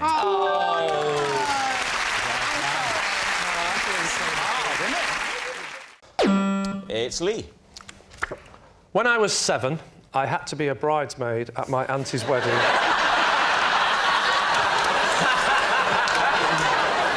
When I was was 7, I had to be a bridesmaid at my auntie's wedding, as one of the girls who was supposed to do it was ill, and the dress was a perfect fit. What did the dress look like? I describe the colour as traumatic. Why do they have to have a bridesmaid? Why couldn't they just say, if she's not well, let's move on? I think you're mixing it with admin. If someone says to me, put the dress on, I'd put it on.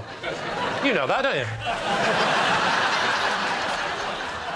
Do as I'm told. So you didn't display any reluctance to put the dress on? I may have said, you know, mother, father, I am a 7-year-old boy, despite the fact that I am 2 years younger looking and slightly androgynous. But please, give me some dignity. And my father turned around to me, he said, son, when I was your age, he had a pipe, when I was your age, my father asked me to put a dress on, and I put it on, and his father before him, and his father before him. You'll put me dress on, and you'll smile. Was there a page boy as well as bridesmaids at this wedding? I was a page boy once, and if another boy had dressed up as a girl, I would have felt it was fair game to persecute him. Well, true, but luckily the page boy came up to me, little Sharon, and he said, he said, tell me about it. You know, you've had a rough day. You know what I mean? I'm a 24-year-old. How much notice did you get? Pardon? How much notice did you get? Quite a few people. I think, you know, from memory, quite a few people were, No, you idiot! How much warning? How far in advance? I genuinely thought you meant notice. How much notice did you get? That was a genuine one. Yeah. Oh, how much notice did I get? Oh, everyone thought I was adorable. I've got to admit... Oh, everyone was looking. I was nervous at first, but then I felt like a princess.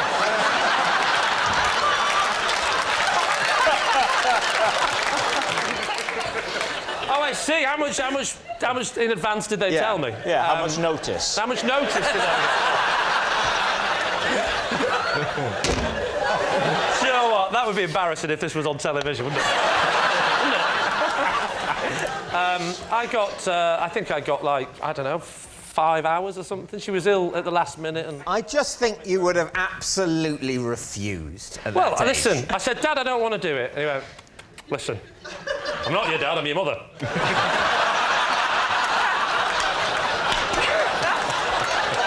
and I'm sick of you constantly calling me Dad. The other one, that's your dad. How long did you have to keep the dress on? At what point in the proceedings? I mean, did you have to wear it right through to the disco and, you know... My dad said you'll keep it on till the music starts. Da da da da da da. Because unfortunately the cabaret act had cancelled because of illness. So what are you thinking, David? Does that sound at all plausible to you? What do you think, Izzy? I really want it to be true. Well, then say true. I actually think it could genuinely be the biggest load of drivel I've ever heard. It can't be true. I don't think it's true. Lie. Okay. Yeah. Lie. Conclusively, it's a lie. Lee, truth or lie?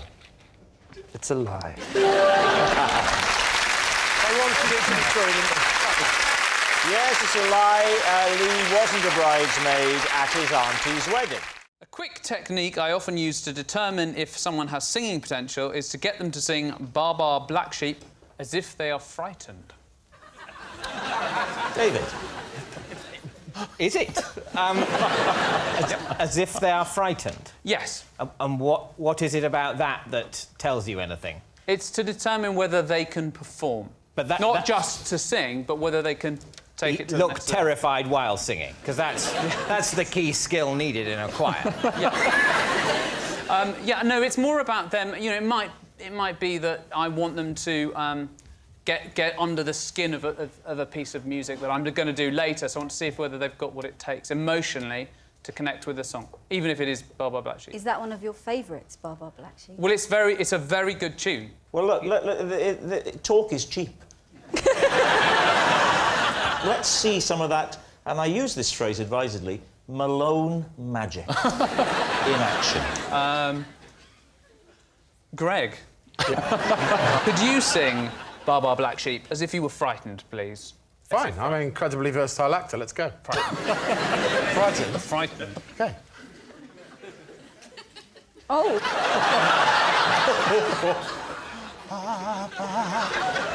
Black sheep, have you anyone?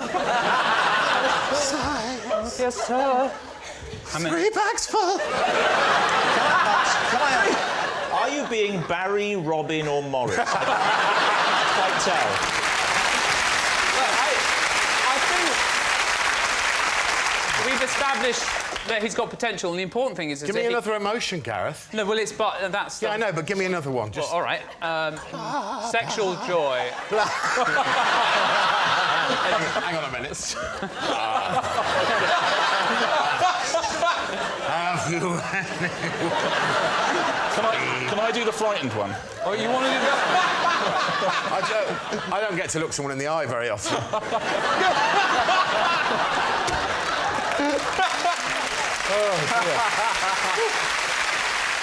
You know what I'd love to see? I'd love to see, is there anybody here, do you think, who perhaps doesn't like singing, who might be sat in between... Who might be in between his teammates now thinking, oh, I do hope they don't come to me. Is there anyone? Why don't we ask David to... Oh, OK, all right. Could you perhaps sing Bar Bar Black Sheep? Bar Bar Black Sheep, like I'm very frightened. Go on, David. OK. Bar Bar Black Sheep, have you anyone? Yes, sir, yes, sir. 3 bags full.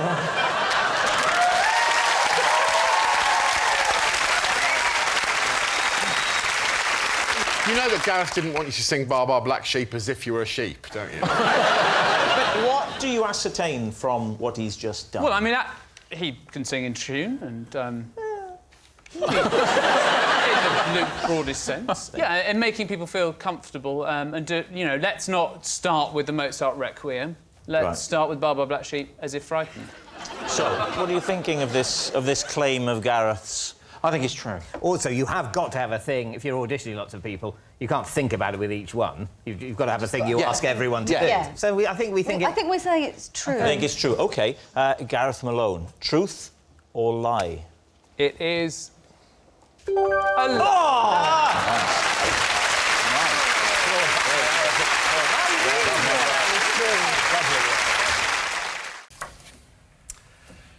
On doctor's advice, I have to sleep in a cycle helmet due to the violent nature of my dreams. Well, Lee, where to begin? Tell us about the violent nature of your dreams. Yes. I move a lot within the dreams. They're active rather than like hack and slash movie type violent. They're more I'm playing a match or I'm running or something, and I move a lot in the bed. Dara, what damage can you do to yourself with a pillow? Well, it's only can get around, but I can snap. I can, you know, it can go back quite like I can recoil. What does your wife think? Do you share a bed? I do share a bed, yes. When did the doctor prescribe the helmet? It was during my teenage years. It was late teens, whatever, that stage that it began to... That is the age when you start tossing and turning. Yes. No, I'm not having that. If I can't make an innocent comment, please, this isn't Never Mind Your Buzzcocks. I dreamt, this is true, I dreamt the other night that I was being spooned, I was the spoonee, with a lion. Seriously, and I could feel its big, hairy arms and its legs, well, they're all legs, aren't they? All legs around me, and I could feel it, and I could smell it, and it was so vivid, and I liked it. So the last thing I would have done is lash out because I was feared for my life. Yeah, but I didn't have that dream. You feared for your life and you liked it. It was a lion! I thought when you said you liked it, you must have in some way thought you were safe with this lion. But it was actually the fear that you liked. We've all had experiences in bed, David, where we are simultaneously afraid and excited. Yeah? So, Dara, back back to the the image. Yeah. What do you wear in bed? Other than that? Yeah. Pyjamas and a t-shirt. It's a lovely look. The pyjama with the jacket. I don't wear the jacket, though. That's unnecessarily As if you wear a formal. blazer in bed, it would clash with your cycle helmet. It is odd, isn't it, the way pyjamas have a collar that could take a tie. Yeah, back to the cycle helmet. You know Petr Cech, the goalkeeper for Chelsea, right? You better explain to David who. Yeah. There's a footballer called Petr Cech who got kicked in the head once, right? Okay, The goalkeeper's the one that owns the club, right? Gets him, yeah. Anyway, got kicked in the head, and he wears a kind of a padded head. It's very similar to that, like, because you know. And if you've had a previous head injury, and I had if you've had a knock in the past. What was your previous head injury? I literally fell off a bike when I was a teenager. I went off a bike. How ironic! They make you wear a cycle helmet to remind you of that terrible, terrible day. When did you start wearing the cycle helmet in bed? That was when I was 16. So you've been wearing it in bed since you were 16? Yeah. How old are you now? 39. So obviously on your honeymoon night you wore it, did you? She was used to that. She'd seen it, yeah. So every night? I've heard of safe sex. During sex? During sex are you wearing it? Because then you're really thrashing around, aren't you? Lee, do you presume that there's no gap between the end of sex and sleep that I couldn't then go, oh, that was magic? You know what? To me, it's more disturbing. To be able to go, that was marvellous, Dick. What the hell are you putting on your head? Right, Lee, it's time to take a guess. Well, what do you think? If he's not telling the truth, he's made life very hard for himself because he didn't have to say he was doing it for 23 years. Now, how long have you known him for? I never slept with him. No.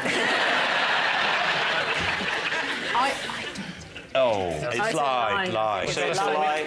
So, Dara, are you telling the truth or was it a lie? That scar that goes from there to there? Huh? Yeah? Nah, it's a lie. A mistake I made in France meant someone in England got hospitalised. Please, team. Have you just learned to read?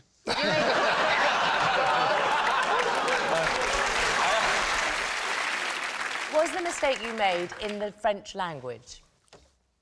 It's a simple question, Rod. Was it in the French? Was it in the language of Right. the It's a simple question with a simple answer. Right. Yes, it Can was. you tell us the mistake you made, please? The mistake I made got somebody hospitalised. That was the... I didn't say... No. That's not worthy of a clap. No. What was the mistake? What was the mistake? Lee, I'll take it from you. What was the nature of this mistake? It was a language thing. It was a French-English mix-up. It was a mix-up, a terrible mix-up, language mix-up. What were you doing in France? I was on the phone. I was in France. I was working in France, and I was on the phone. Working in France. I was on the phone to England, and I made a mistake with my French-English translation. Who received the mistake? A girl. A girl. What was her name? Anne. What colour hair does she have? I don't know. She was on the phone.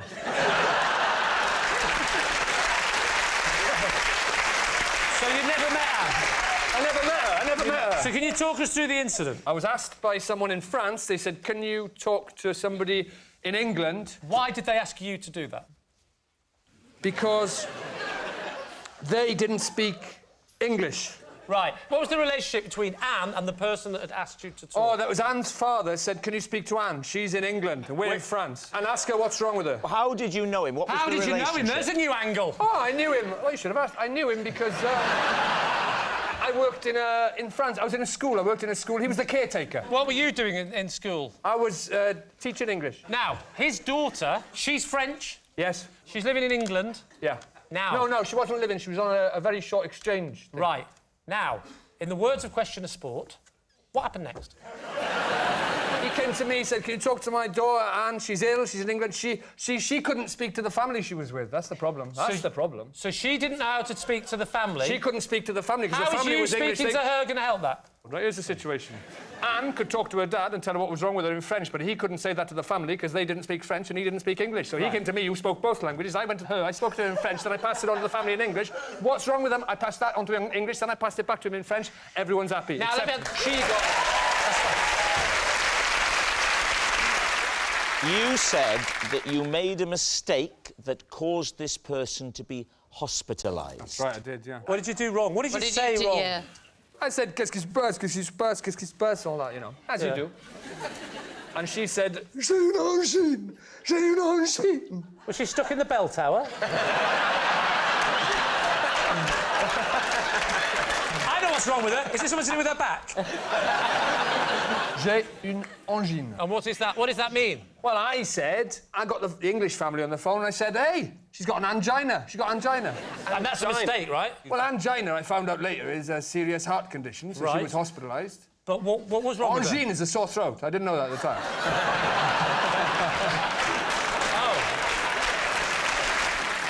And what happened? Did they then rush her to this hospital? They called 999 and got her into hospital, yeah. Nuff. OK, so, Lee, what are you thinking? Could it be true? I don't think Anne is a French name. That's the one bit in it that I don't believe. Anne-Marie? Who's she? Don't know.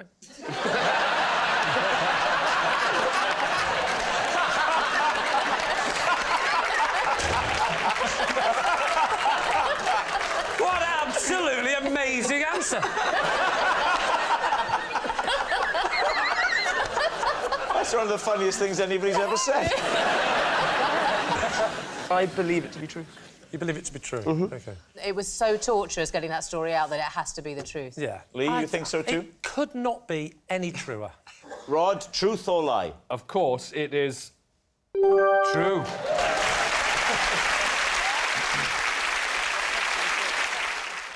I once returned a T-shirt to a shop, furious that it had shrunk in the wash, only to discover, mid-complaint, it was, in fact, my 7-year-old son's.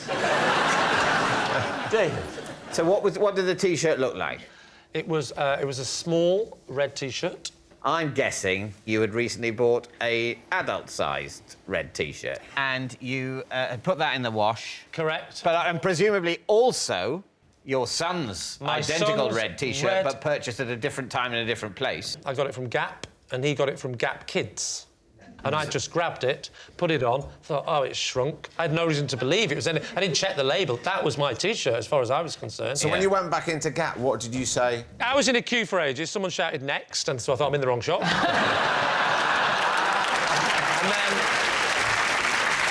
then I finally found out that it was Gap, so I got to the front of the queue, and I went to the counter and I said, I'm not happy. Yes. What did they say? They said, well, which one of the dwarfs are you? I'm interested in you saying that you actually put on your son's T-shirt, which, lest we forget, you said earlier is something for a 7-year-old child. Well, I didn't want to say it on national television. My son is clinically obese. But you forced my hand, so now I've got to say it, OK? So thank you for that. Thank you, David. No, he's not clinically obese. I know this is probably not the right way to play this game, and this may seem a little bit like I'm helping the other team, but surely your T-shirt and your son's T-shirt would have shrunk at the same rate. He didn't know his child's T-shirt was in there. Yeah. Nothing actually shrunk. Steve, are you following? Nothing shrunk. Nothing shrunk. Nothing shrunk. I've got my just his son's T-shirt. Oh, I see. Yes. Oh, I see. So there's no shrinkage. No shrinkage is involved. OK. You following this? So why were you complaining?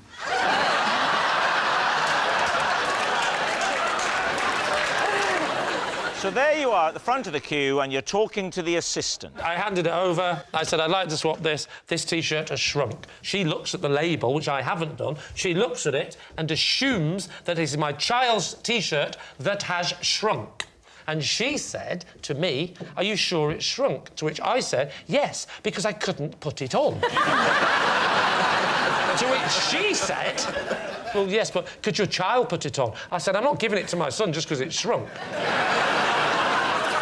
And she said, well, if you're sure it's shrunk, then OK, it's shrunk. She went off, she came back, she gave me another T-shirt, exactly the same size. And what did you say? I said, well, that has also clearly been in a high wash. She said, how big are these supposed to be, then? I said, well, they're supposed to fit me. She said, why are they supposed to fit you? I said, because I bought an adult T-shirt. She went,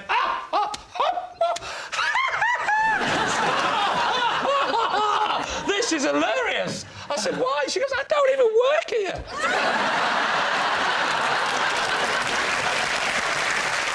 I've gone to the wrong person, haven't I? OK, it's time to guess, David. What do you think? Well, we don't need to guess. It's a lie. Put us out of our misery. Was it the truth or was it a lie? It's a lie.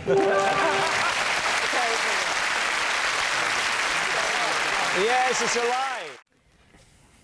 I once helped my mum and dad look for something they'd lost using a Ouija board. Was it a relative they'd lost? David's team, do you believe that? What was it that they'd lost? They'd lost an important document. OK, I don't want you to be more specific. Oh, actually, yes, be more specific. A very important document. It was a document that... it was a document? Yes. Oh, right. Yes. Okay. Did I mention how important it was? You're going too quickly. It was a document. OK. It was a document. Did the document matter? Oh, it was important, yes. An important document. I can't stress upon you how important it was. Yeah. It was very important. What was the important document? Well, that's the thing. That's the thing. I can't... I was only young, and I can't remember exactly... They lost it. It was something to do with a potential court case. I don't think it ever got to court, but they were worried that a thing... Well, of course they didn't have the document. They were worried that something might go to court, and they knew if they found this document, it would mean that they were proved to be in the right about the case. I genuinely can't remember anything more about it. Can we concentrate on the world of the dead? Did they get through to your grandmother? She went, where did you last see it? Retrace your steps. Where did you get the Ouija board from? I think one of the regulars, because we grew up in a pub. One of the regular what? We grew up in a pub, and before the invention of the internet, between 3 and 5, the pub closed, and you had to think of something to do. Obviously dabble in the occult. Dabble in the occult. And believe it or not, my mum and dad and all the regulars would have a little lock-in, and me and my brother were invited to do the Ouija board. If only you'd had Jenga or something more wholesome. No. And did you hold hands? No, that's a seance, don't be an idiot. Sorry, I get my bullshit mixed up. Yeah. How did you ask the question? I remember it. My dad said, Spirit world, we have a very, very, very, very... I can't stress upon you enough how important a document is that we must find. Yeah. And they told us where it was. What did they spell out? They spelt out in the attic. So were your parents massively into the occult? No, I mean, it wasn't a problem. I mean, it wasn't like, you know, it was just a bit of fun in the afternoon. And Ouija boards was cheeky in the 70s before these horror films. Right. Up until then, it was a Waddington's family game. David, time to... It used to be advertised after Mousetrap. MB Ouija board. Picture of all the family looking try Ouija board. So, David, what's it going to be, truth or lie? Well, I think... True. You think it's true? I think it is. I think it's true. I was not thinking it's true, but my team think it's true.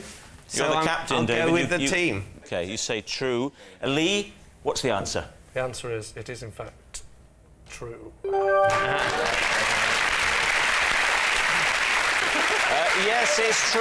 Lee did once help his parents look for something they'd lost using a Ouija board. For those of you who don't know what a Ouija board is, it's like Scrabble for dead people. I can tell if someone is a good dancer just by the way they smile. David's team. Alex, look at me. Turn your head a little bit. And now this way. Now do it whilst you're dancing. No. Yeah, well, it's true then. Why? But why? What is From it that about, smile? though? Yeah. Because people who are good at dancing... Please stop doing that. I find it a bit disturbing, David. It's just a bit light entertainment for you, David. Really?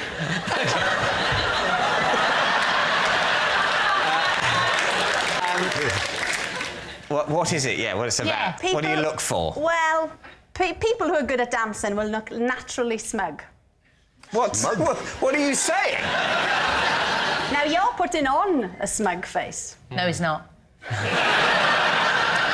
And people who are good at dancing have shorter teeth than you. It's just something about dancers, they seem to be a little bit underdeveloped in the tough area. Are they making up for their short teeth by Could learning be, to dance? I don't know, but it seems to be a pattern. That's what I found doing extensive research. So I'll go round you all now. Open up.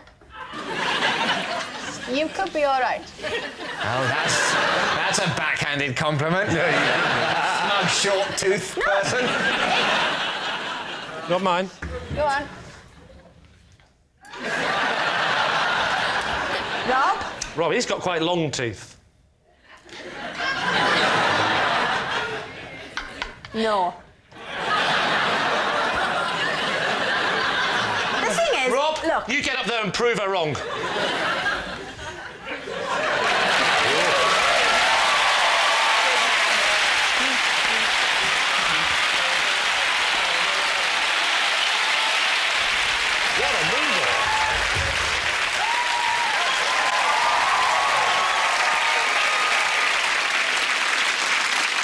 I just want to say, Rob, I've got a lot of respect for your commitment to the show. I mean, I'm no Bruno or Len. I'm no Bruno or Len. Hasn't she got a Hang on, stupid you're voice? now taking them.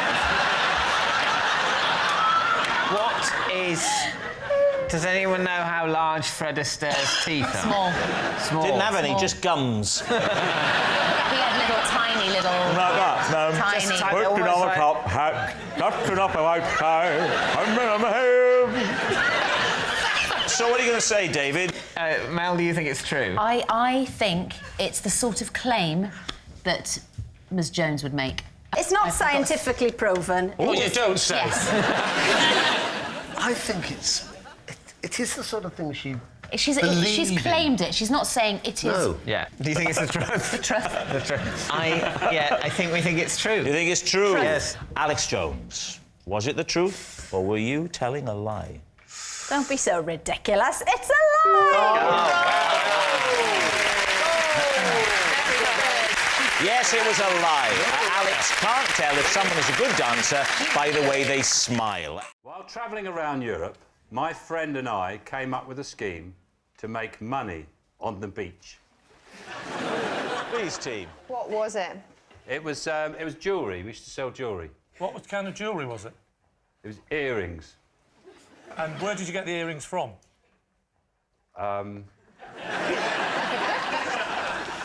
To be perfectly honest, we'd make them. Oh, it's homemade jewellery. Here we go. And where was the beach?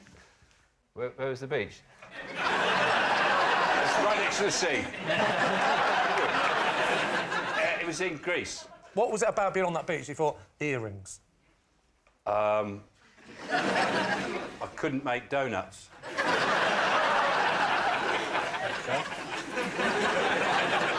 And what did you make the earrings out of? Well, I didn't make them. My friend made them. And what do you make them out of? Beads. Now, this friend, Sean, what was his name?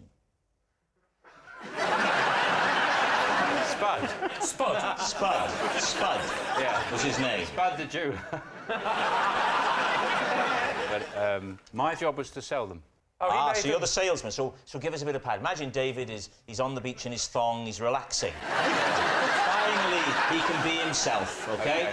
And you come along and you look at his ears, they're unadorned, you think there's an opportunity. Off you go. Well, the first thing, if he's got a thong on, I'd ask him to turn over. You can roll onto your back, please. And would you like me to rub a bit of cream into that area, because I don't think that's ever seen the sunshine. He wasn't the target market, isn't... Well, Richard likes a bit of jewellery. You like a bit of jewellery around the neck, so sell them to Richard. Are you having a nice time? Yeah, I'm having a lovely time. Do you want to buy some earrings? Not really, no. What's wrong with me?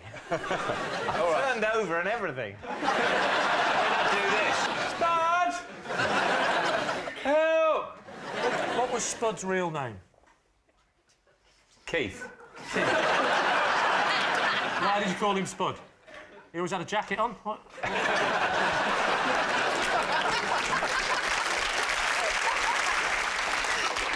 What are you thinking? Judy, do we think that's truth or a lie? I think it's a lie. You're I not... can't see him selling beaded earrings on a beach. Would you buy anything from him? No, nothing. You know what, I'm going to go. I think Judy's right. You think it's a lie? Yeah. I'm going to go with the team. You're going to say lie. Sean, truth or lie? True. Yes, it's true. Sean did used to sell earrings on the beach. I recently had to charm a spider out of my shoe by tooting a flute at it. David's team. So, where were you? I was at home. So was this spider a normal British domestic spider? Yes. How big was it, Bob? It's black, but it's not one... And what colour was it?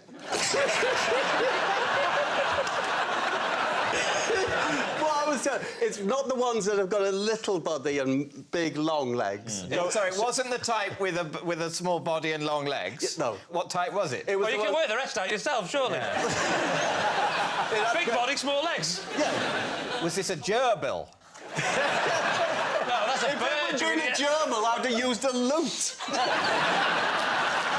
Honestly. It's actually just a very everyday situation. My wife doesn't like spiders, very scared of them, and it's kind of my job to get rid of spiders. I don't like them either. I'm not going to use my hands or whatever. No, you wouldn't. Can you mime the blow moment? Don't fall for this. Sorry? He gets me with this every week. Don't fall for it, Bob. I've got just the thing for you if you haven't got a flute. Close your eyes. Don't fall for it. Do not fall for it. Did you blow it into the shoe? Yes, I blew down the flute to bring it out into the heel area. These were a kind of snakeskin elastic slipper. Yeah. I brought up just under the windowsill, above where the cat litter is. Yeah. I put them there because I wanted to get that height, and it didn't So come out. you I moved tapped it. Yes, you moved the slipper with the spider in it? I moved it facing the cupboard where I keep the plates. It's got little holes in it. And the spider emerged. So the spider emerged, but didn't leave the shoe or slipper? No, didn't leave the slipper. Didn't no, leave the slipper? Just... I had a look around, went back in. Well, so you were no better off, were you? No, I didn't feel like I was better off, but at least I'd found out that we owned a flute as a family. If I was scared of spiders, I wouldn't go anywhere near that slipper. I'd just leave it. I would just let I'm not that scared, Are you not? Scared of 1 to 10? I'm ginger about them. OK. Yeah. Ginger? Is that right? Ginger, is that a word? It is, yeah, That's a word. Yeah. I'm just not sure it's the correct word in that situation. It's like you pick something up gingerly. It doesn't just mean the flavour ginger. A ginger nut is not just a biscuit. It could be a tentative testicle.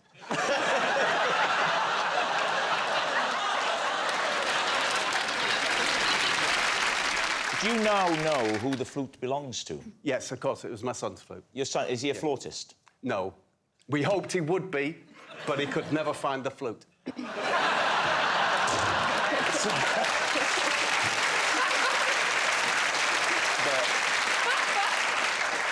Well, what are you thinking? Well, what I'm confused by is that if you fear spiders... I do a bit. ...and you believe that there's a spider in this shoe, I think you would be afraid to move the shoe. Yes.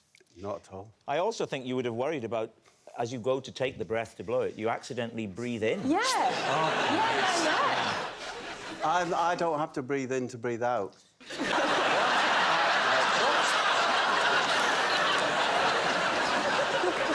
Michael, which way are you leaning? It sounds too much like the surreal world of Bob Mortimer to be actually the truth. I think it's a lie. It's a lie? Do you think it's a lie? Yeah. No, nobody in the world owns a flute, really, do they? We think it's a lie. You think it's a lie? Yeah. Bob, truth or lie? It was a lie. David. To keep things exciting at home, every time I fill our tin with normal tea bags, I slip in 1 Earl Grey, knowing it could surprise me at any time. Please, Steve. Oh, it's for your own interest, not for the surprise of your wife. Well, it could... I mean, she could be surprised by it also. Do you put a normal tea bag in with the Earl Grey and let it brew, or is it in No, it's in the tin of tea bags. In the tin? OK. I fill the tin of tea bags with normal tea bags, but with 1 Earl Grey tea bag in the mix, give it a little bit of a... This is David's version of There an we go. adrenaline sport. It's not for the flavour. Oh. It's for the surprise element. That's it? Yeah, It's as dull as it sounds. That's it. What you've got to remember is I'm quite an uninteresting person, and I've been doing this programme since 2006. So, you know, this is all we've got now. Now, the question is when you Yeah. sip it and it's Earl Grey, Yeah. is it a pleasant surprise or damn? Because you obviously don't like it, otherwise you'd be drinking it all. absolutely. Do you know what I think overall, and I'm sorry to make this even more boring than it is already, but overall... Is it possible? Yeah. Overall, it is a neutral experience because I don't like the Earl Grey tea as much, and yet the surprise element brings it up to the same level as a normal cup of tea. 80 bags, box of Earl Grey. You could probably work it out, Lee. Is that 80 weeks that you'll have to have that box of Earl Grey? How many cups of tea are you drinking a day? Oh, I mean, loads. 5 to 8. So 5 to 8. So he's getting through a box of tea bags every 10 days. Every 10 days. Takes a long time to get through a box of Earl Grey, although sometimes... The Earl Grey's, hang on, the Earl Grey's almost 3 years old. By the time you've got to the last Earl Grey. And at no point, when you put when you get after... You're interested now, aren't you? The sheer age of it. I'm 3 interested years because... old, David. Because at the end, when you put your last Earl Grey in, and that box is empty, where most normal people would then go, that's probably enough. Yeah. You'll go, I think I'll go again. A new 3-year cycle. It's a 3-year commitment each time. The thing you have to remember, sometimes people come round to the house, and if you could believe that, you'll believe anything. Yeah. But they don't ever leave. And ask for Earl Grey. Yeah, and then I'm just willing to take one from the Earl Grey box. But what if you've run out and it was your final one in the thing? You're like, oh my God! It's disaster. It's never happened. But obviously, what a frantic and exciting scene. You say you're welcome to an Earl Grey, but you may have to have 80. You find it. You must have 80 cups of tea to find it. No, you're not going to. They're tied to the radiator in the cellar. Let us go.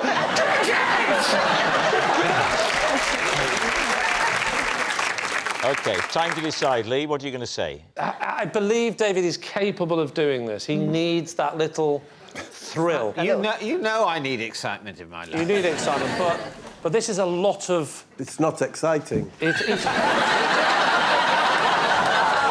you're saying it's a lie. David? It was, in fact, a lie. When I was a teacher, whilst trying to explain a tricky concept, I accidentally locked a pupil in a cupboard. David's team. OK. What was the concept? Was it the concept of imprisonment? It was a maths lesson. I was teaching the topic of probability and chance. What's the chances of getting locked in the cupboard? Well, that became an extra learning objective. That wasn't the main one. I was trying to get across the idea of Narnia. Yeah.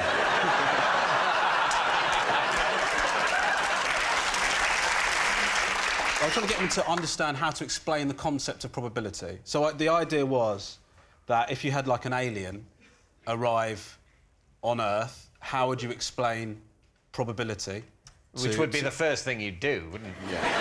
No, actually, Put the laser down, let me talk to you about maths. Yeah. Romesh, what age group was this? So this is year 8, so 11, 12 years old. So... what happened is I needed somebody to pretend to be an alien.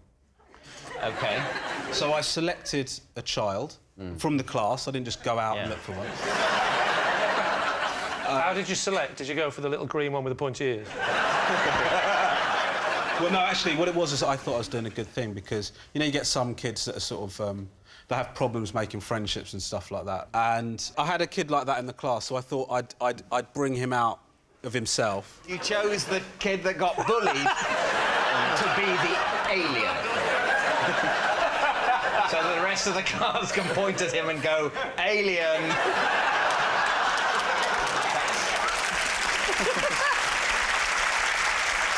I mean, To be fair, I thought we were just playing a game. I didn't realise this was an Ofsted inspection. So basically what it was, I was trying to make it realistic. OK. So I said to him, why don't we pretend this cupboard is like a transformation chamber? You know, Right. you go in the cupboard, you go in as a boy. Oh, it's just getting worse, isn't it? One of my kids came home from school and described this scene. I'd be down that school like a shot. And how surprised would you then be to see that teacher on the BBC a few years later? In the current climate, not surprised at all. Basically, I said to him, you're going to go into the cupboard, you're going to transform into an alien. What was the concept again you're trying to teach the kid? Probability. Probability? Yes. We haven't got to that bit yet. We're going to find out when he steps out. Right now we're trying to find out how to transform to an alien right now. Well, that's what we're looking forward to. We're looking forward to him coming out. We never get that far, do we? What am I talking about? At the next Ofsted inspection, a small skeleton was discovered. And they said, what are the chances of that? And they said, well, interesting you should ask that. What were you going to do, though? That's what I want to know. If he hadn't have got locked in, what were you going to do? The idea was that he was going to come out and be the alien, and then I was going to get different kids to... different kids to... Don't lose confidence. So, I was going to get different kids to explain to him what probability was. So he was going to be like the dummy alien, and then like he'd be like... Boo, boo, boo, and then... Never to be bullied again. No, I can't help feeling that I'm a little bit under attack here. It's all right, because you may be lying, in which case you're off the hook. Why does it help to understand probability, to get children to explain it to an alien? So basically, in order to get the idea that a kid understands a concept, them explaining it and that explanation being clear illustrates that they have learnt it completely. So Ramesh, you've sort of left it that he's in the cupboard. He got in. Yeah. What happened? I realised I couldn't open the door to let him out. So I sort of started looking around for other teachers to help me. And they said, actually, the cupboard, it can be opened from the inside. The problem came when I said to him, you're going to have to come out the cupboard, just open it from the inside. And he replied,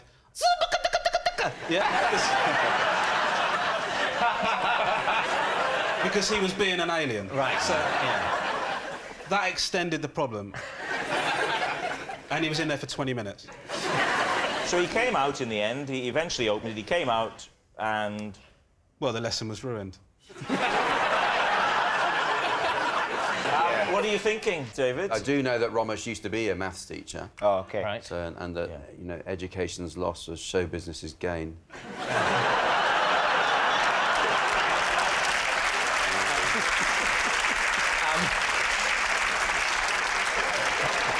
There were so many gaps in the story, I just... Yeah, the story wasn't really adding up, right? yeah. For a maths teacher, I We think it's a lie, do we? I think it might be. It's a lie for all of you. OK. Ramesh, truth or lie? The story is true.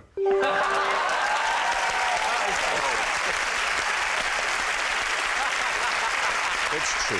Ramesh did accidentally lock one of his pupils in a cupboard.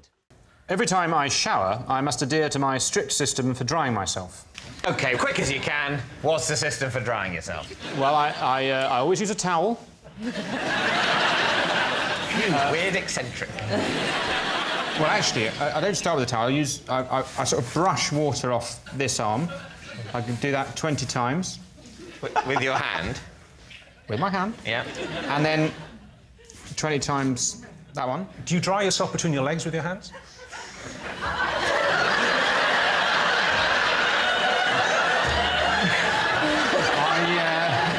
I don't, Richard. Is it like an OCD thing where it is 20, or is it roughly 20? Oh, it can be multiples of 20. You're not serious. Yeah, so like 20 of those. 1, 2, 3, 4, 5, 6, 7, 8, 9, 10, 11...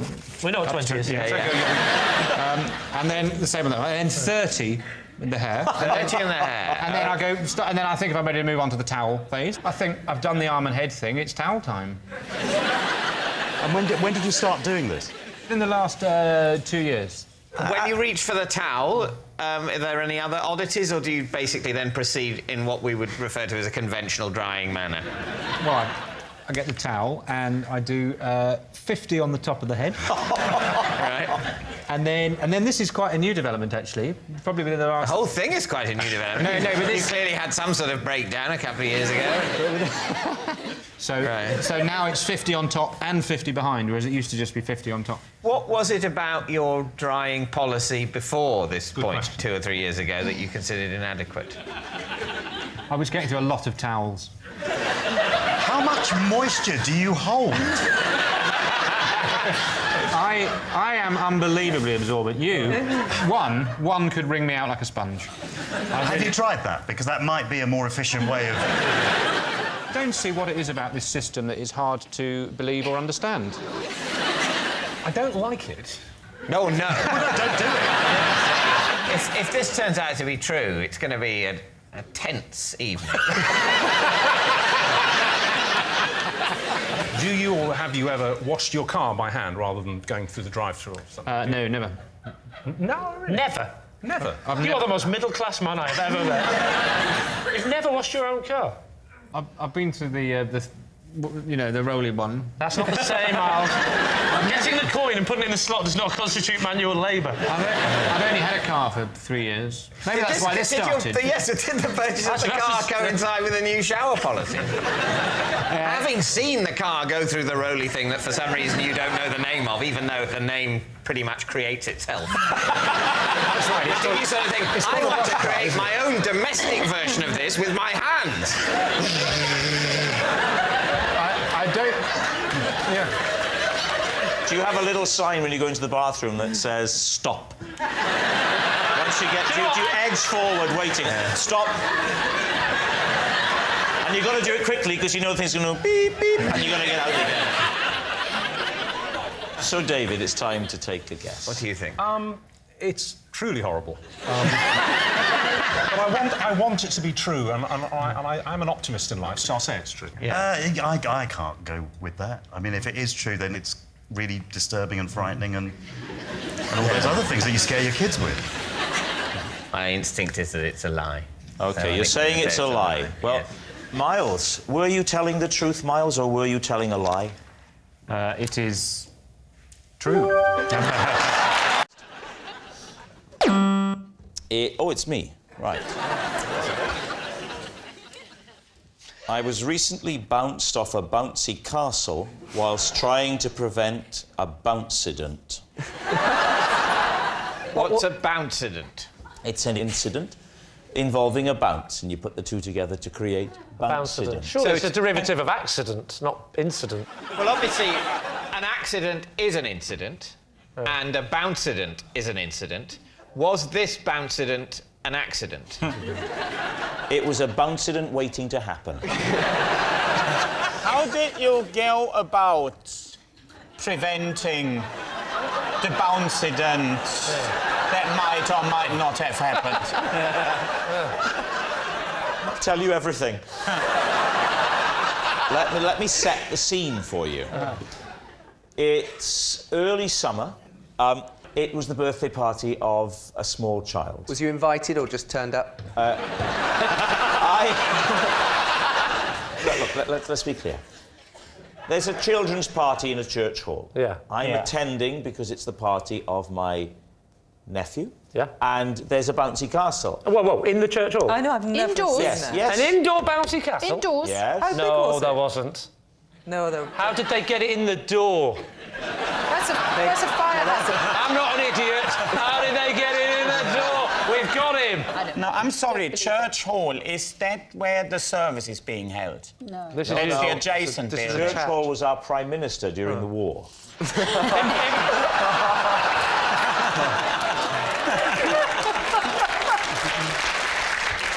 Now, I don't like bouncy castles, because I think they're dangerous. Right. And my little boy went on after I'd expressly told him not to. Well, he disobeyed your orders.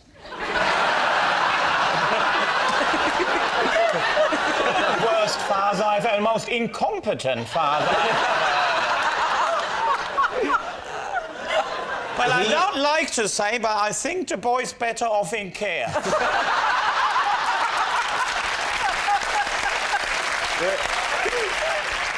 Hey, this is very upsetting. He clambered on, unbeknownst to me. Yeah. And he's going back and forth. So I get on and I get my little boy, George, who is not even 2, and I pick him up. Right. OK? And I'm trying now to hold my little boy whilst being bounced by these evil children. My wife is stood on terra firma, and as I'm coming off the bouncy castle, a particularly hefty child bounces, sending me up. Holding my son, I hurtle through the air. Luckily, I come to my feet like Spider-Man, but the impetus is too much. I surge forward and headbutt my wife, thus having the bouncident that I was trying to avoid. So, what are you going to say, Lee? What do we think? Yes, I think it's true. You think it's true? If a 2-year-old had clambered on, you might well go and get your 2-year-old off. I think that's true. Well, then I must say true. You say true, David's team? Well, we'll say it's a lie. You're saying it's a lie? Yeah. You say it's true? Well, it's actually true. Tension mounts. Yes, it's true. I was recently bounced off a bouncy castle while trying to prevent a bouncident. OK, well, I'm still blind. Neither of my PPIs work. David, would you save us all a lot of time and read my card out for me, please? Gladly. During lockdown, I bought a pogo stick to use as a home-school teaching aid. All right, Lee's team. OK, so, Chris, have you got children? Just the one. And this was for, what, your homeschooling PE or something? Yes. When we did homeschooling, we split up the tasks. I was in charge of PE and maths, and my wife was in charge of reading and art for obvious reasons.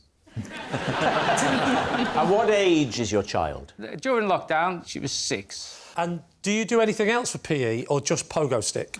I'm quite a lazy guy, Lee. So I realised that when you're on a pogo stick and you're bouncing away, what you're trying to do is see how many you can do. How many repetitions without touching the ground? Yeah, and maths You have is to also... touch the ground, Lee, to be fair. Otherwise it's levitating, which we still haven't mastered. I appreciate you said it for comic effect, Rob, but you know exactly what I meant. Well, what I tried to do is I realised that how many is also what you do often in maths. And I could consolidate all of my teaching efforts into one tidy little package of minimal effort.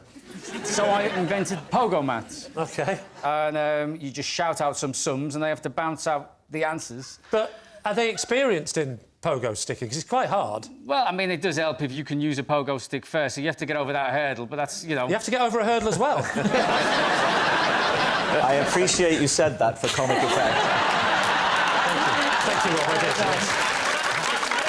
We have a pogo stick. Yeah, well, it's Chris's card. Make him do it. I don't think the BBC's got enough money to cover the insurance on this. Don't worry, I've got this covered, Chris. Like the card, let David do it for you. There is a pogo stick behind you, I believe. Oh, my gosh. There it is. Don't do it there, and make sure you're 2 metres away from me. Right. Down you go. Now, Chris. Hang on, let me have a practice go first. He's not doing This it, is going Chris. really well, Chris. Dead easy. Are you ready? Yes.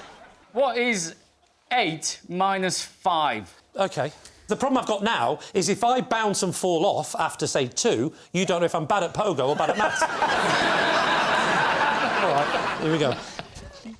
1, 2, 3.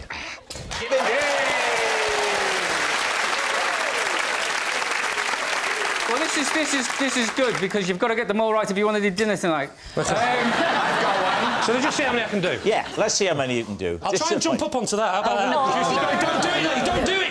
1, 2, 3, 4, 5, 6, 7.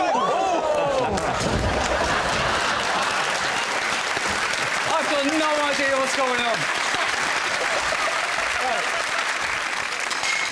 So, having experienced it... Yes. Do you think he's telling the truth? What do we think? I didn't know they still did pogo sticks. Oh, yeah. Oh, yes. Imagine how hard you could hit the ball with a spring-mounted snooker cue. I mean, that's a good point. Yeah. So what are you thinking about this story? The more I think about it, the more I think it wouldn't work because the white ball's going to spin back. No. We're talking now about the maths and the pogo. Right. Do you reckon it's true? I think it's true that Chris is lazy. I'm not really blind, it just gets me out of doing things. Listen, tell me about it, mate. I do it all the time myself. How do you think I park so close to Sainsbury's? I think he's lying. You think he's lying? I think he's lying as well. You think he's lying? We'll go with my team and say he's lying. OK, saying it's a lie. So, Chris, maths on the pogo stick. Was it true or was it a lie? Pogo maths, copyright, Chris McCausland, 2020. True. Oh! Sorry. Yes, it's true. Chris did use a pogo stick to teach his daughter maths.